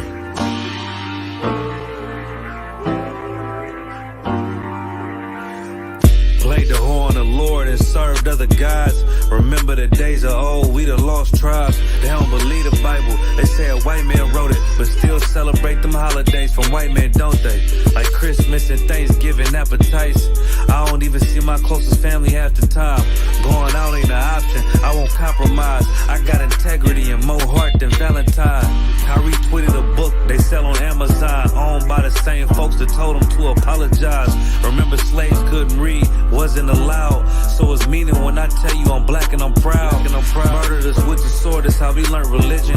Community standards violate my First Amendment. Discontinue from our heritage under these bastards. Life a bitch, they make up lies and give you public lashes. I understand they confused by who the devil is. Why my people get so mad when I tell them this? Valley of dry bones, my niggas skeletons. It's hectic out there, hope you checking on your relatives. Brotherhood, that's what my weapon is. And I never let these crackers take it from me. Real talk, you probably never heard this all of your life. Be careful, cause that thing you love, it'll cost you your life. Long as we got each other, my nigga. Cause we build this shit on brotherhood. Long as we got each other, my nigga. Yeah. We build this shit nigga, on I done lost family, I done lost friends. Day one, niggas thought was riding to the end. Still showed up, put in that work. Hide behind a smile while I'm walking with this hearse. Some nights I felt alone, most nights I felt cold. Some nights I drove around, I ain't wanna go home. Nigga, I ain't never been, nah, I ain't never fold. Follow orders like a soldier doing what I'm told. Even when the council wasn't making any sense, I ain't never doubted, I just put it to the test. Days I was fucked up and down to my last cent. Reaching in my pockets, only coming up with lint. I'm talking even on the days that I couldn't pay my rent. I put it down for my brothers, ain't spared no expense. If I ever got bent, caused an offense, please forgive you, brother, Lord, that ain't what I meant. See that brotherhood a weapon, fight against deception. When something taken from you, then it's just a blessing. Shorty really loved me, gave me everything she got. And I'm sorry, baby girl, if I ever broke your heart. Man, mistakes that I made, don't know if they'll fade. Moving with a heavy heart, living with the pain. Take away the shame, wash away the stain. Praying to the Lord for the days that I was Cain. Sheesh. Long as we got each other, my nigga. Cause we build this shit on brotherhood. Long as we got each other, my nigga. Cause we build this shit on brotherhood.